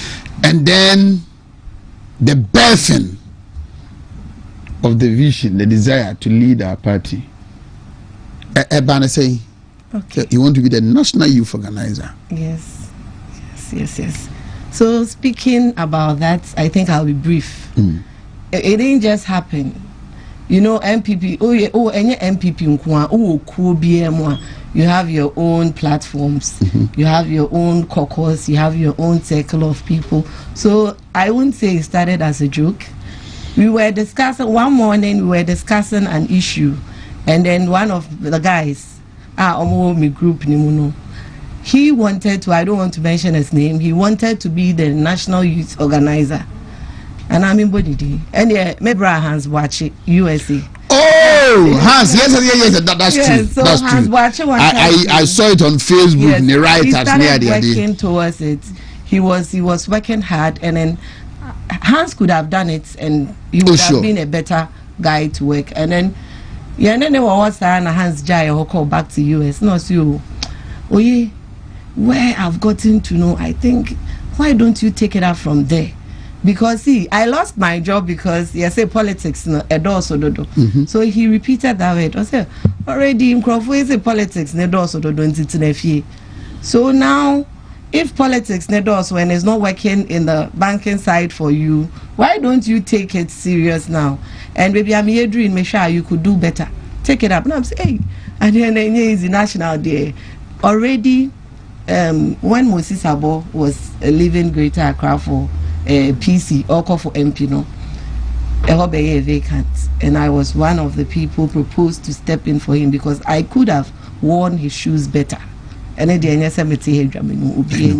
know. But I was limited because Ga language, like I said, I'm a Krapim girl who grew up in Takrady, so obviously I won't speak Ga. But I came and I'm working, and they were like, "Oh, this girl can work, but on Tinkring." Patriotic,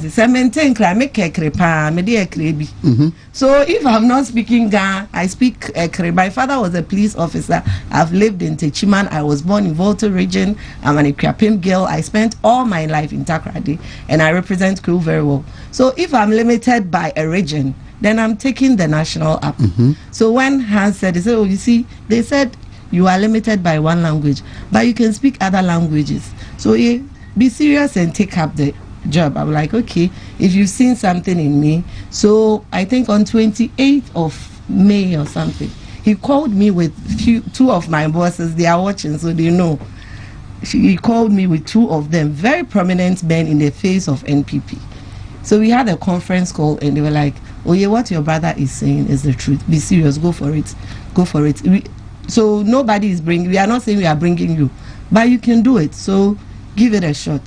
So on the 10th of June, I declared my intention, and though it has not been easy, we are forging harder, and then we believe that it looks brighter ahead. So that is the birth of this ambition. It came through a friend. Mustafa Hamid, John Boadu, Antonia Beifakabo, Same Euku, and then Mustafa. Salam Mustafa. This is the office you want to occupy. Nana B before Salam Mustafa. This is the office you want to occupy. Great young guys, very active all over our political landscape. How do you see the office you want to occupy? And I mean how cry. If you have pound to pound, okay. They are all credible gentlemen. And how do I want to occupy their seats? Aside my organs, that is speaking of gender. Aside my organs, I think nothing differs from me and them. Because in terms of pedigree, I overqualify. For Papa Bamoma permits me to use it. In terms of charisma, what else? Who can it be? Dear, me wa mane broso. Me mbo bi enim tia. But almost shoes no meti me ashe kra ma sebe.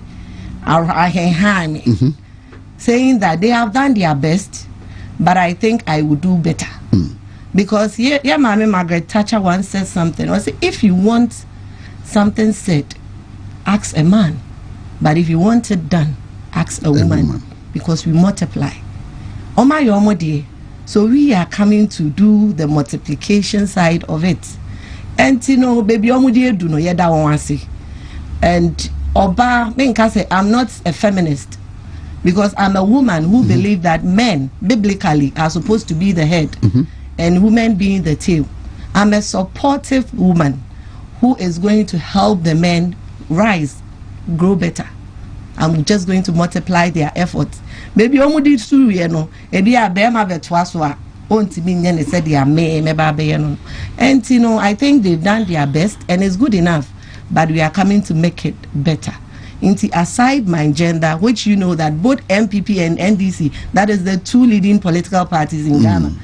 If I can say that Ghana is running a two-party state for now. Obi anywhere in the history, they've had a female as national youth organizer. I remember I can walk into a studio there and they will ask me, "Are you going for national youth women organizer?" I'm like, "Hey, youth is women come." Because they're like, no, it's not possible. So Mira Baumia, it is highly and extremely possible for a woman to become the next national youth organizer of the party, because Mijidi say any battlefield. Yeah. Na sebi a battlefield krana and there to be an omo commander or your bar. Omo kwa kuko chuchu to kra de mo ba. Na a game of strategy. What I say? I am going to be the best ambassador to represent MPP in opposition. Bet you it is going to be good. And I believe that I am going down with my message and it's descending. So, September, I'll come back here and then thank everybody for their support, because we are going to win. We are going to win this. Thank you. 2024 election, who say there is a deliberate effort. There was a partner here towards the youth to drive their interest, to believe in us one more time, especially on the social media. Then again, the tertiary institutions, it looks as if the reality is we are losing touch. Let me ask you these two things. These two, how will you bring them on board? Now, if any other thing you want to add up, okay.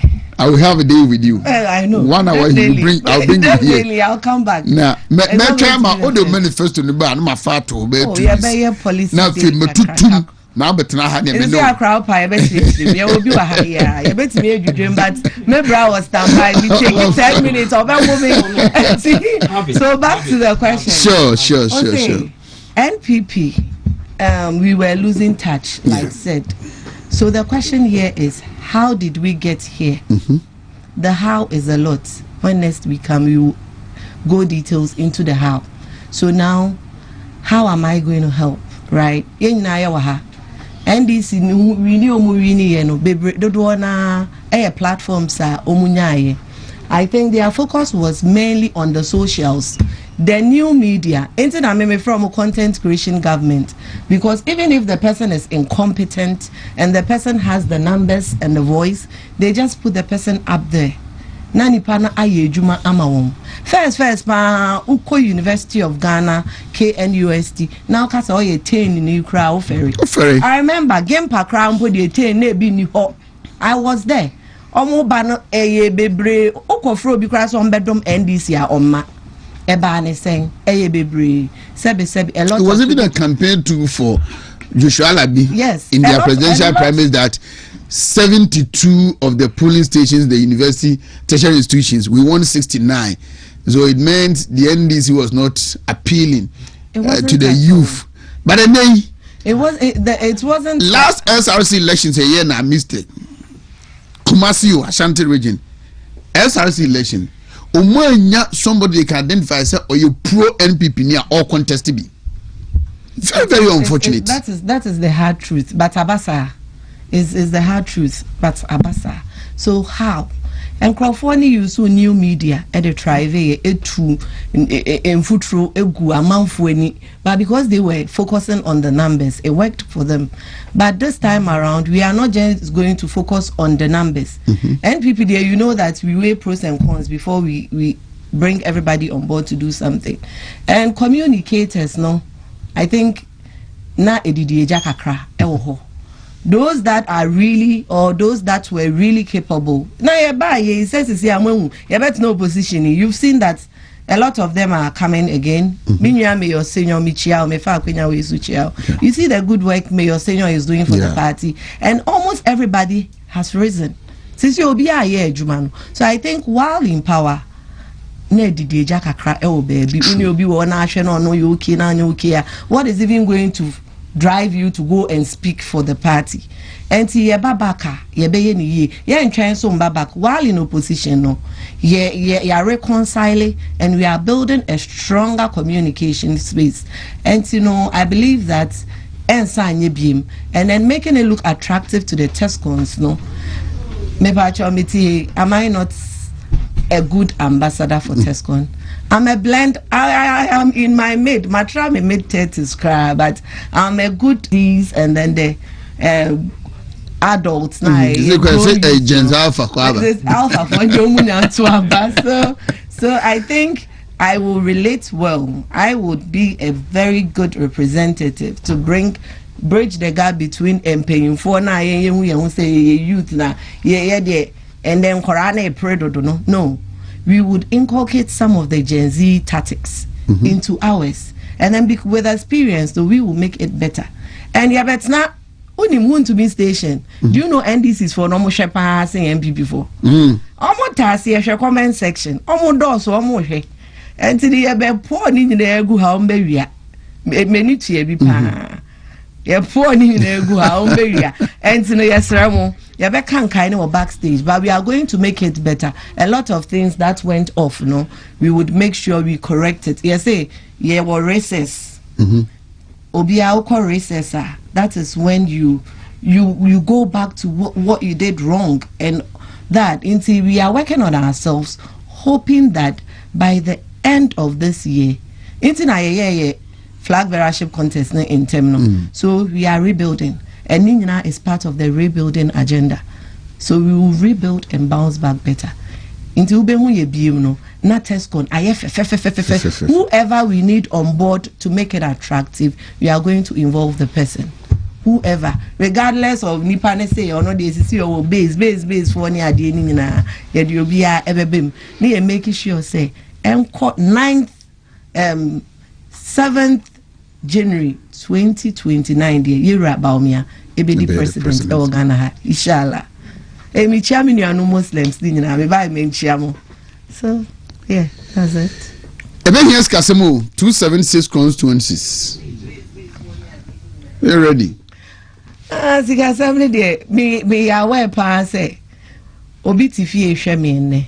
I say, hey, I didn't understand me quite pound. And then I get you to say, or National Youth Organizer. I'm not broke, I am equally not rich. But me jidi say, yes, I pokrans you to boom. Yeah. You're about me, I started, yana holding abuafo bemu. Enti politics, so the unkwa uye nye. Enti kakra me wani me dia started. Yeah, when you say Bible say unyuma ebedi wechi. Enti when the D starts say abana yeduane efifia. Moamu behu in supane beto. So you will see a reflex of it, Yeah. Thank you very much. Me pamocho. Me are no Muslims. Me chiama can be me re ye fi. Yeah. Mabakumase. Asawase constituency youth organizer. Jiga mi chiao. Jiga.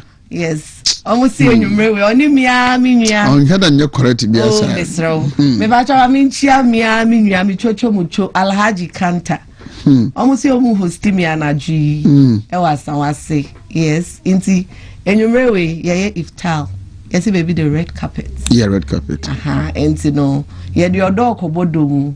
Rebuilding nyina aka ho. Sure. Omo ti omo ho ni omo wa ha nyina ye touch base. We are working because we are in Ramadan period. No, we are starting with the Muslims, and we believe say fasting no more. Eswabapa ebedum MPP for because our leader is a Muslim. Yeah. And that is how we doing it. Into enyumrewe, me name commanders. Yeshia, BBK to Ebi. Yeah, Yabakumasi, Yanko, around. You can't mount this year. Oh, the crabbing for. I never know who you are. So, we will Steven. Sure. I have to. Tell me who watch it. On your right, the Subin Constituency Youth Organizer. The oldest youth organizer. In where? In this country. In this country. In this country. Oldest youth organizer. And they only forgot since 2013. 2013. Oh, okay. The oldest youth organizer in this country. So you know the oldest. The Manakwaba. longest, Jina youth organizers na nemu Manakwaba to Ashanti Nyansama Manako. Na. What's not the oldest? you are the longest served. How can the others obeka so onu wanyini? Utim kwa so tafu gina kan. Now, who only say in country? So lie. Yes, yes. Ma oyakwaba mami. Na. Manakwaba. Yeah. Manakwaba. Yeah. I wish her well too. Thank you. Thank you. I wish her well too. So I have some few things to say. Okay. One, too much over concentration on Tescom. Yeah. Mature BB on Facebook some few weeks ago. When the issue of youth organizers said bah and ne Ghana metewa my heart. The system I'm directly involved in Samuel campaign. Yeah, Nanabi I know. Salam I know. I travel with him across the country. Salam Mustafa there. That kind of there. But my heart, the kind of treatment. Okay. So I don't want normally to be speaking about you because they say mini ho. I'm just going. I'm ending with you for guys, so I'm going. You see, whenever now I test come and say, yeah, and judge test comes, but judge you for organizers more. The Tescom. The Tescom get the treatment that is a memo office KME. They're not making me a say more opportunity, national service any other day. Making me over nipa 70 in my office in 6 years I'm here KME. Election day from or catch us on Betoba, this also has an TNT. But then person is Sereno and the rest of them will contest you for organizers. Be here test compare straight front, but Oman can you say the youth who have never had any access to the gate of tertiary institution, Omudos and Saint Test conform. It's true. Yeah. The youth who has never had any access, who has never even dreamt of going to tertiary institution. Yes. Omudos. A saying, and I may reveal secret to be a my name. I catch you be the more we are in Tescom, not constituency youth organizers, now we show me out. Yes. Because they have a 4-year mandate. Some of the Tescom, it's 1 year. some of the days not even up to 1 year. Now, over concentrated on Tescom. Serena Mesreno, any team. They should start looking at how they can touch the base. Yes. How they can rebuild. Someone who did something wonderful. And that someone who now won't cast a friend say Tescom crowd because our Kwanya which my fat Tescom for no. You forget this no. And no more regime be no more spending 2 weeks, 1 week, 4 days, 5 days. And now they knew that there is a responsibility on them to work. So me say na me say no. Right. As almost step up in going for a year. Me don't remember I said the last election in the year. Me the aspirant 5 years betna. They shared with us their vision. Probably the last time you forgot it. Oheneba. Oh yeah. Your candidate and no. I think I'm in the same page with him because he doesn't know. I prioritize the youth organizers because I share their pain.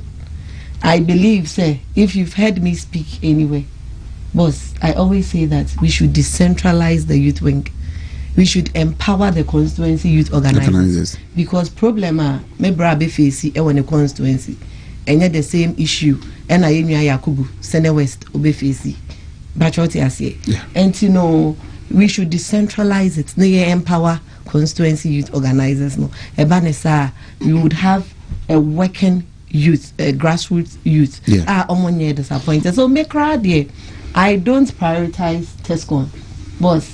I don't. No, I believe so. I wish that is why Obiawa and yes, advice well taken. Yeah, decentralized. No, overly concentrated on a particular. So advice well. Tescom no. It is there. It is there. MPP, where about this about say friends say MPP youth organizer, I defected from MPP to a political party. But now say I'm more down for Bakubia now or presidency. Bye bye. And they will bomb me left and right. Okay. He's a lecturer at Kumasi Technical University, so directly is related to the Tescon and then the youth, no. Yes. Safiano, good morning. Chip on youth organizer the frame. Are you picking a call? No. Fine. They are all part of the party's branches, which each and every department needs support. Yes. Me, I've been a Tesconite, right from first degree up to date. I'm a patron at the university for the Tescon. Yeah, now me see me in my mimi abana wi na maka say Friday beto na and even I'll arrange for her to come and meet with the Tesconites. Friday holiday university. Friday. Fine, yes, it was good. Say Friday holiday because you find a time. So what you say? Master Areho say first now you Tescon for share Friday. Yes. The numbers, yeah, it's very troubling. So make us I omitted something. Yeah. I was also a Wukom. In the Tescon, yes, we've experienced the constituency youth wing, and then we've experienced Tescon. So it's a blend of both. But also representing and Crawford. Understand? It's the same Tescon. If you be youth organizers over here, majority. No, you want to be from they put me back. I read as a constituency second vice chair. So what to make sure interest. Yeah, support to both of them. Yes. All of them they need support. Share abamubu na work se ka abamubu pa na ka constituency youth organizer common can. One more branch in support to ye. You support them. Barada department. Come to second vice chairman Ben in a free national. A fem say constituency will be share second vice for. But Mutiminya youth organizer, not youth organizer, no abishiam. Mutiminya organizer, no abishiam. No, Mutiminya organizer, no abishiam. And in so say, man neglect a youth organizers. I mean, no, they all need support. Let us put it in that way. Generally, that's so many neglect. Baby, Ojinano.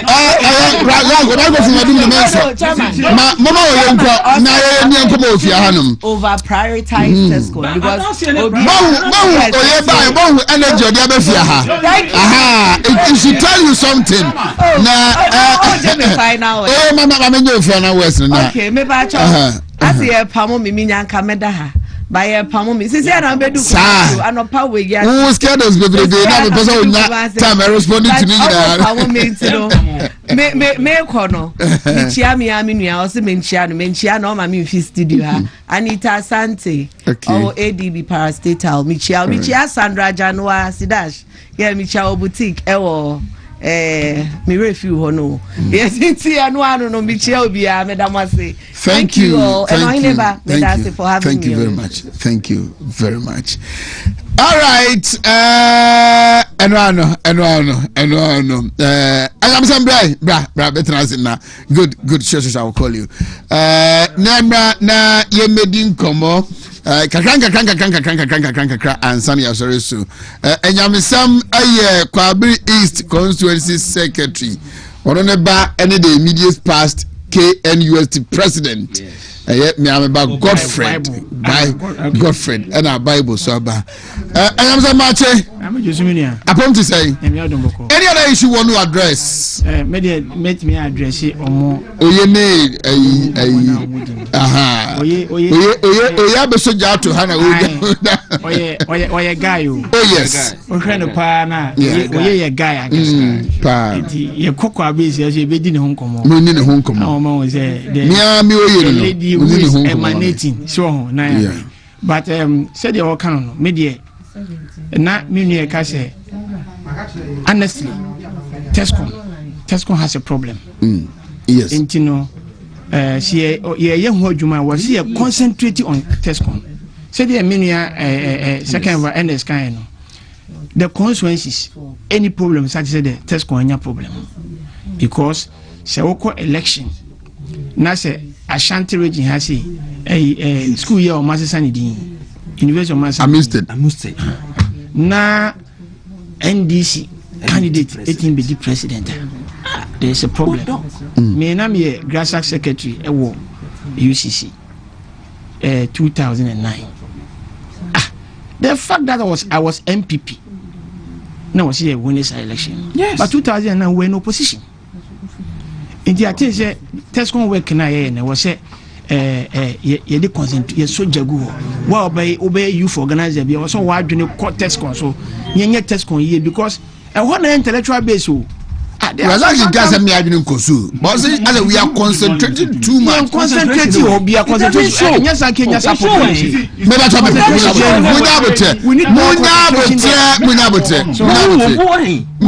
was a youth organizer. I go kwaje so as a patron and a former Tescom. It be munya bote. We are Razak me ba ho. So hold your. So also we Tescom night. Me so me secretary, me so me Tescom programs. Tescom want me Tescom want me constituency. GCUs want me constituency. They have a lot of problems until they resolve here because that is the intellectual base of the party. Now first you know university man and this for years and I think it's not too late. We have challenges but gradually once you say challenges in resolve it this is the time that we should take advantage and reorganize our Tescom and the party and moving forward. Yes. All right. No, you see. Let me give you a minute on that. If now, as minority no kuku, we know and then the mama's okoto presidential gate. Kuku phone sika na otie no okoto jet no. So uti omotimasi ya this issue back into because say me be ma no omoka say ya neglect Tescom for na me be ma no na me beka opportunities are Tescom for nya ya MPP you for Ghana say nya you be shocked. Obianka so many opportunities. We don't want to they go there. Got but we don't want to go there. Ni nyina echi no. Yenso so yama Tescom no. Chairman, we are not arguing you. Chairman, we are not arguing you. Chairman, we are not arguing. Like make your point. Can say. Me say the last 2 or 3 youth organizers are in your apart from Samuel. They were overly concentrated on the reason why. Samuel Kutam no. Oba region bia the youth organizers will be aware that Oba region the youth then no was a catch Samuel Uku and Nelson who answer Nkobia. What dentia and who's a problem with youth organizers under the structure no. Not Tescom for almost youth organizers. But the last 2 or 3 both region apart from Kokwa events Samuel Nelson also Razak Muso until later everything. So now it's like they are on their own. So until when there is a problem, they don't know where to go. Before guys also feel that now somebody have opened a floodgate. Respect also on Komunya. Nobody nobody call me programs, nobody bomb. Chairman, you don't know that first. But my point, I agree with Chairman. But I agree with Chairman. They say you have a national youth organizer, a national organizer. He is constantly in touch, coming to the regions, coming to the constituencies. Oba constituency youth organizer wa frail, constituency organizer wa frail. Or no edin komo. Until Momo crowd you were so close to them and because I'm officer. Unlike Abia first by second vice or national first vice or second vice or Koran. Leadership failure from the top. It's a chairman for a first vice chairman for Bashir or move FN's constituency first vice chairman for a leadership failure. That is why there's an opportunity for them. That's why there's an opportunity. No, you're looking for it. ahoden de say na ahoden say now no sabio the last election Raf eche mutus edema youth organizers say Raf okofa is kanu wo himfa he went around lobby for those monies and get it and do whatever he want to do. So a leadership fellow youth organizer yes, because we're a youth organizer. So your first vice chairman, whoever was the first vice chairman, should have gone around the party and then seek sponsorship for you people. It's not any party no. Me da say and then Mahama jet any presidential jet John Mahama na ekoto jet ayusu any presidential jet Chairman. Yes. Oheneba. Me da say. It's a baby the beba so later. Yeah. John Dramani Mahama, the president. Na me da say na me share program na edwum forma ni bi. I say Ghana ye da na danko akufu ado ase. Only Dr. Muhammadu Bawumia. My mentor Dr. Muhammadu, the leader of our party now. Menchiano. Chema Wontumi so ebe chia no na ya bompa ya ma no na wonim omo say ade awiase eyo omo depa ne se bra covid ba na na adodan kwa akufu ado ene Dr. Muhammadu Bawumia ene wo ho because so omo hwe se ne covid ede owuo ni nsensem ba awiase se na adodan kwa akufu ado mre na wo so nka Ghana fo nyina bewu that is what they are saying. I didn't know more kasa what they compare with the cocoa issue. Say COVID. How many years did it take the world? More than a year. And I'm a boy. Within a year. COVID is so mamusa. Riasimunina.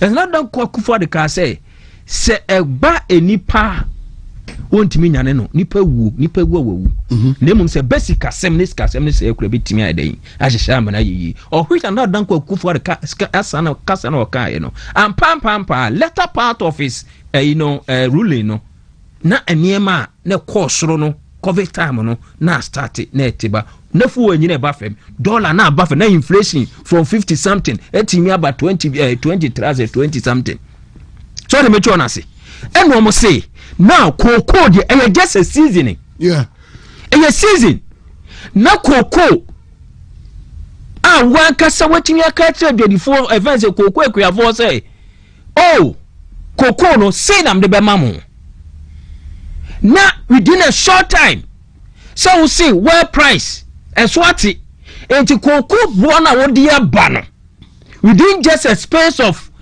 maybe a month or two no what is so and pam what you mean so I'm a cocoa creamy our work rasie wa boka 1100 wa boka 1100 every bag of cocoa wa boka wait to me am fat sabio ahoma moyem anka say niesi krampo no send you akuafo brane amanu amuhunu eni na electricity bills akosoro ntino eni emi so mo say na dan kwa akufo ado ba ya covid type otimidi even if any say electricity eche Ghana fo nyina say mo electricity bills ma tutu wi omo within this range mamu ntua edi ma browafo say Oheneba na dan kwa akufo ado na ya Ghana mamu ha nyina o we de nipa do sere do kokoa ha am beneficiaries o mamu ha sabi wo kwasrem ase no koko ana meboa me wo se do koko wo srem other parts some part of the country few of the areas regions ana yo do koko eju koko akuafo Ghana no yesen entisa only that season no utua sa sika no ma Ghana be hye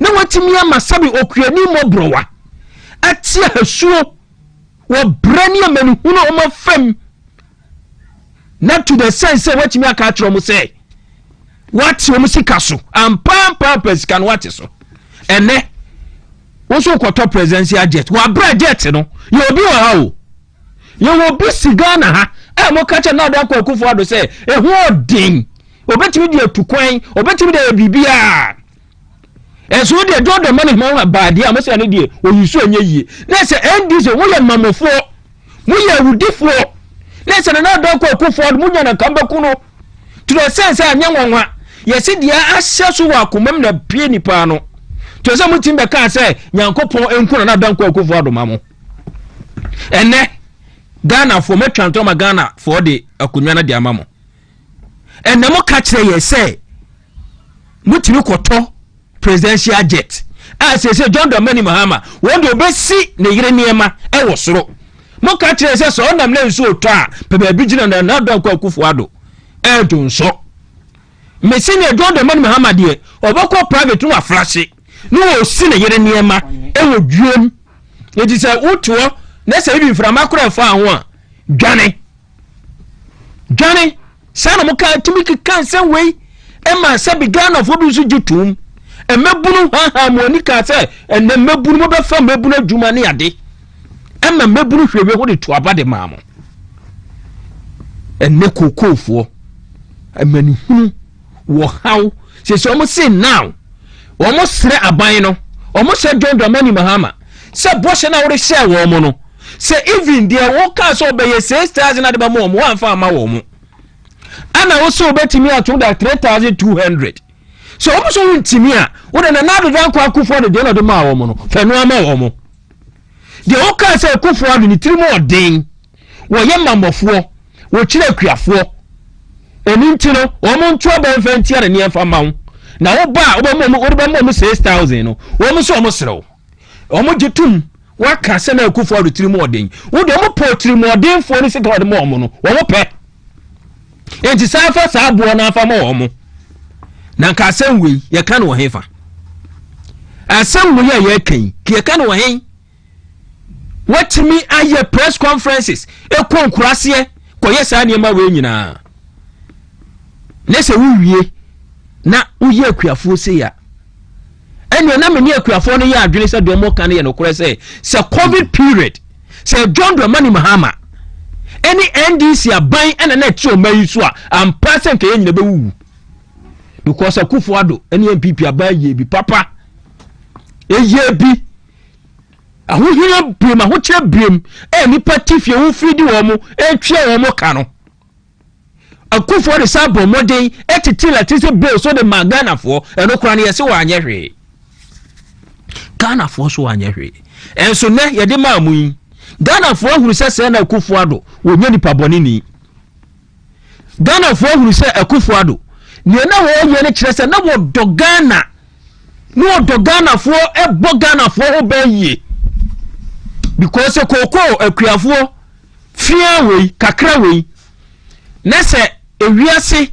wusu koko bo aba fe wa bra mo to koko no na ne bo ma fem ena wan kasa emfa so twitwi dia na mo pe se munya na mo de wasa mo sire mu nti no ena mo koko no gu wa na de ato wo mo yi na se ne wodi wo mo ena ekosi sa oha na no a ekuafo me no mo ya adwene right se omo ti ase na enu se yeye omo ti ase no so eyeye de biara da because na aka che Ghana for service grand koko no sikabo obi ankodo bebre enkodo enie enwa and the ebunu tot first of all na minority omo side na ase na titu omo leadership me Madam Patricia Apiaje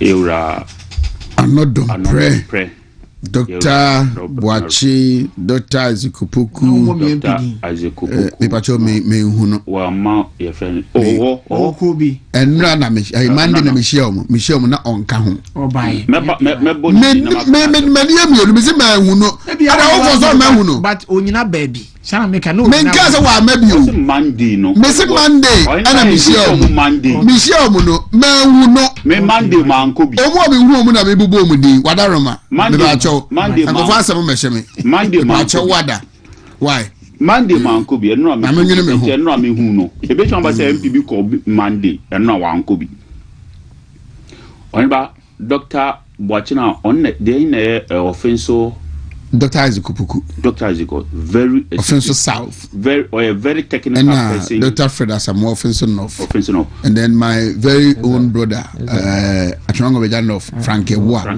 and Damata was also with them and Obuasi East. Obuasi East MP Dr. Boachi. Dr. Boachi is also very nice. Another prayer. And then the venerable Nana Ayu Efriye.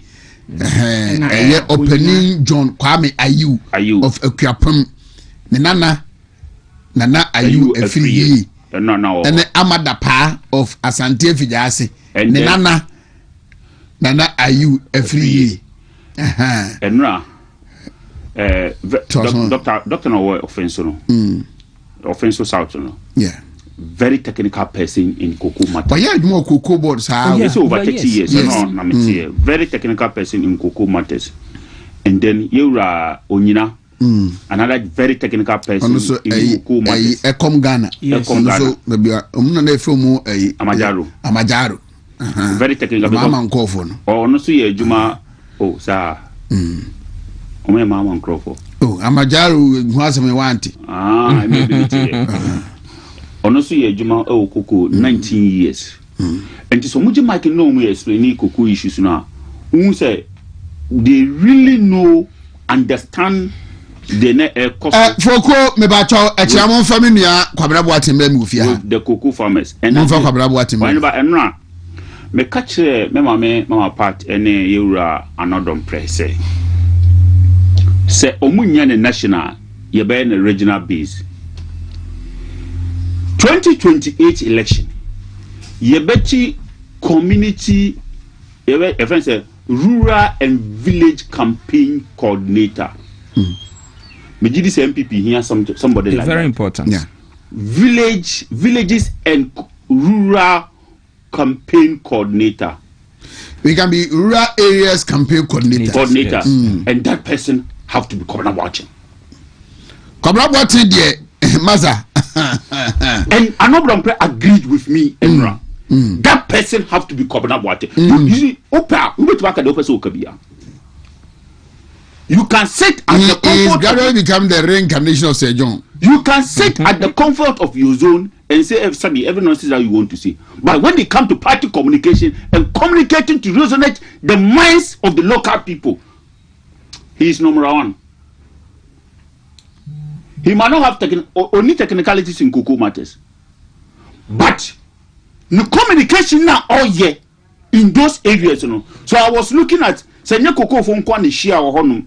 And a fisher folks ever honum, and a male farmers were honum, and your friends, young farmers ever honum, and other series farmers ever honum, and a nanka and no or casa mom, and now send a general your friends community, your friends campaign and no koya, and get a number of souls are not a watching and no, none could be winning at the party. It was so lovely and marvelous. So Mimi Gidi said the party have to look at that place. And I was so happy the way I carrying the messages. And you know, Onyina and the doctor now, they are very technical people in cocoa matters. And Oheneba, one cocoa no, one nature and cobia. In some way, can you know, you might say that ye exaggerating normal. You can say that. And no namatia says, Uti ebimun esuna no musuna, but and no namatia says, the mama Timodi, almost 10 million now, almost the mama Timodi, the Timodi, almost 10 million now, or Titian, and no look to plane. And this is for Timodi, almost 10 million or Titian, and no look to plane, because cocoa crachinibi or 2 on them. Over 3,000 bags of cocoa. You go. I buy a top. Onyinti omuka. Ono so akọ Tobi. Nko nim se anya hwe 3,600 na obeton no. Aban at mama ati so 10 million. And 10 million times 3,000. Yes say e car sa cocoa catching nabo no. E car cocoa catching wabo no. When you find Caprino, the cocoa catch Naboka, and a cocoa can use all cocoa and cocoa, now that your mamma, they be on a party, and now you call you're right, what would you come at the power? Once he's another gentleman. Come at the power. Why gentleman power? Come at the party. Oh, he's very, very gentleman. He's a very nice gentleman. Come with the party or no? He's Star boy. And you remember the ambassador make an answer.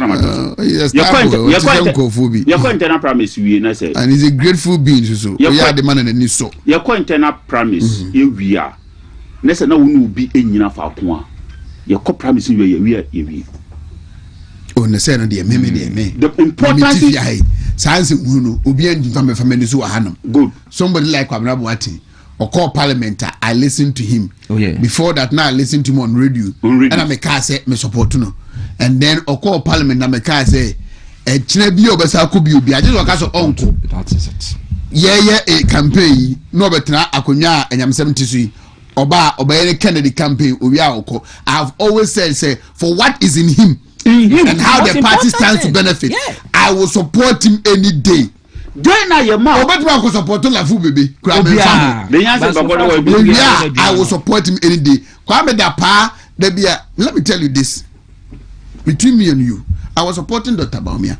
Me catch the Kwame Dapa say, for him to be safe, I want to console. Only the baby my brand when he want to constituency. So that Nipa Metata and was a constituency going to complain. I told when you control. So I told him. And I will fight for him any day. Ya to abana wie. I don't dinner. Omo na mo ye campaign na me na Dr. Baumia pa. Munya isa ne ma na e kan na ye dey. Go and campaign your competence. Ya to abana wie. That's all. Baumia omo nipa. Then I am era dapa on opportunity to speak on good smuggling. Yeah. Hey, taking another technical person in that area.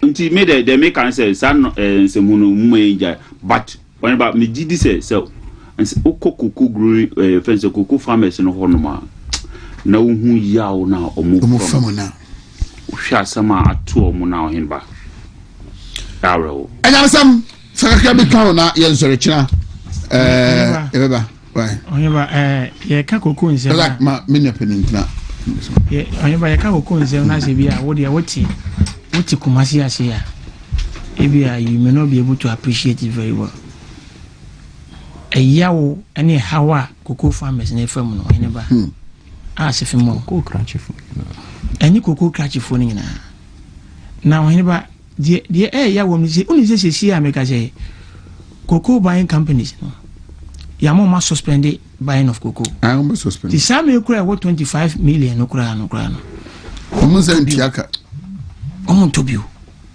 enti no cocoa na sa wo kura na asa boso Oheneba don mama abo cocoa farmers timodin and this man should never be forgiven.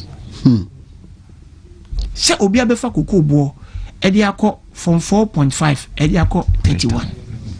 Ebin see that 4.5 million equate percentage was I say. Wa double. Mu side be propaganda.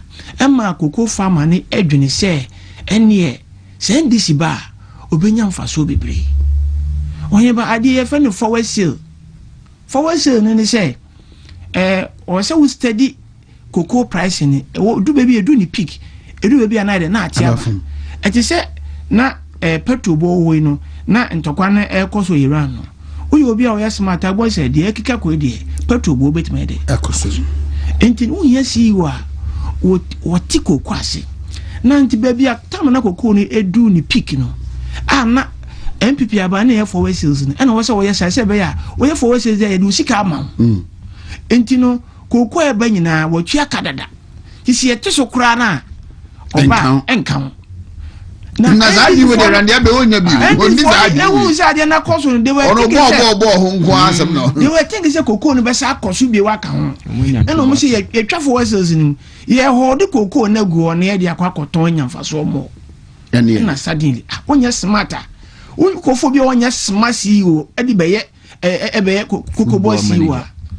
die be se ni anya le mu ya ntwa so mfa ni na ni nkomo die menim se ofo che jabre ni sa bob shababo na menya ba be wishes onye sa chama ns ebebu mene kota obetwam ofia no quick one ma menya birthday wishes we na yenye na yen sorry so okay happy birthday to you mother ewo achim takrasi mia me yonko nana owusu odro takra se mrantie hene nini aba eno no nti moda happy birthday to you achem takra se fo nyina say omo happy birthday na chamanes whani waka fowa Dina fowa or a test conny yes Razgan call for was I a rep mention of yes Dina from Chairman Ernest and my good self happy birthday to you and to another gentleman KK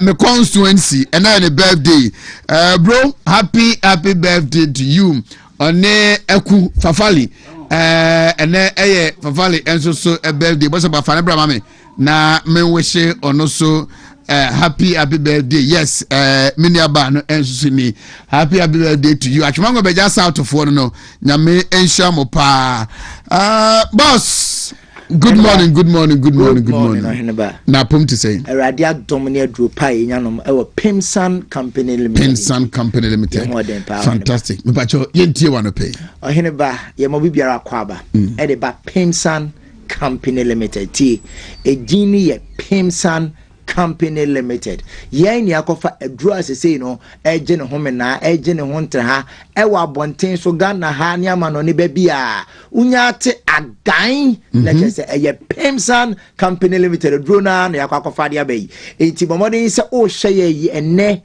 day di kan ana utie ya obebo modin akwakopa adru ni bi na wanom enam se eboa esiesie ni padua no adru we nya obi o yare nko na enom na emumu no eye obi biara sabe udidi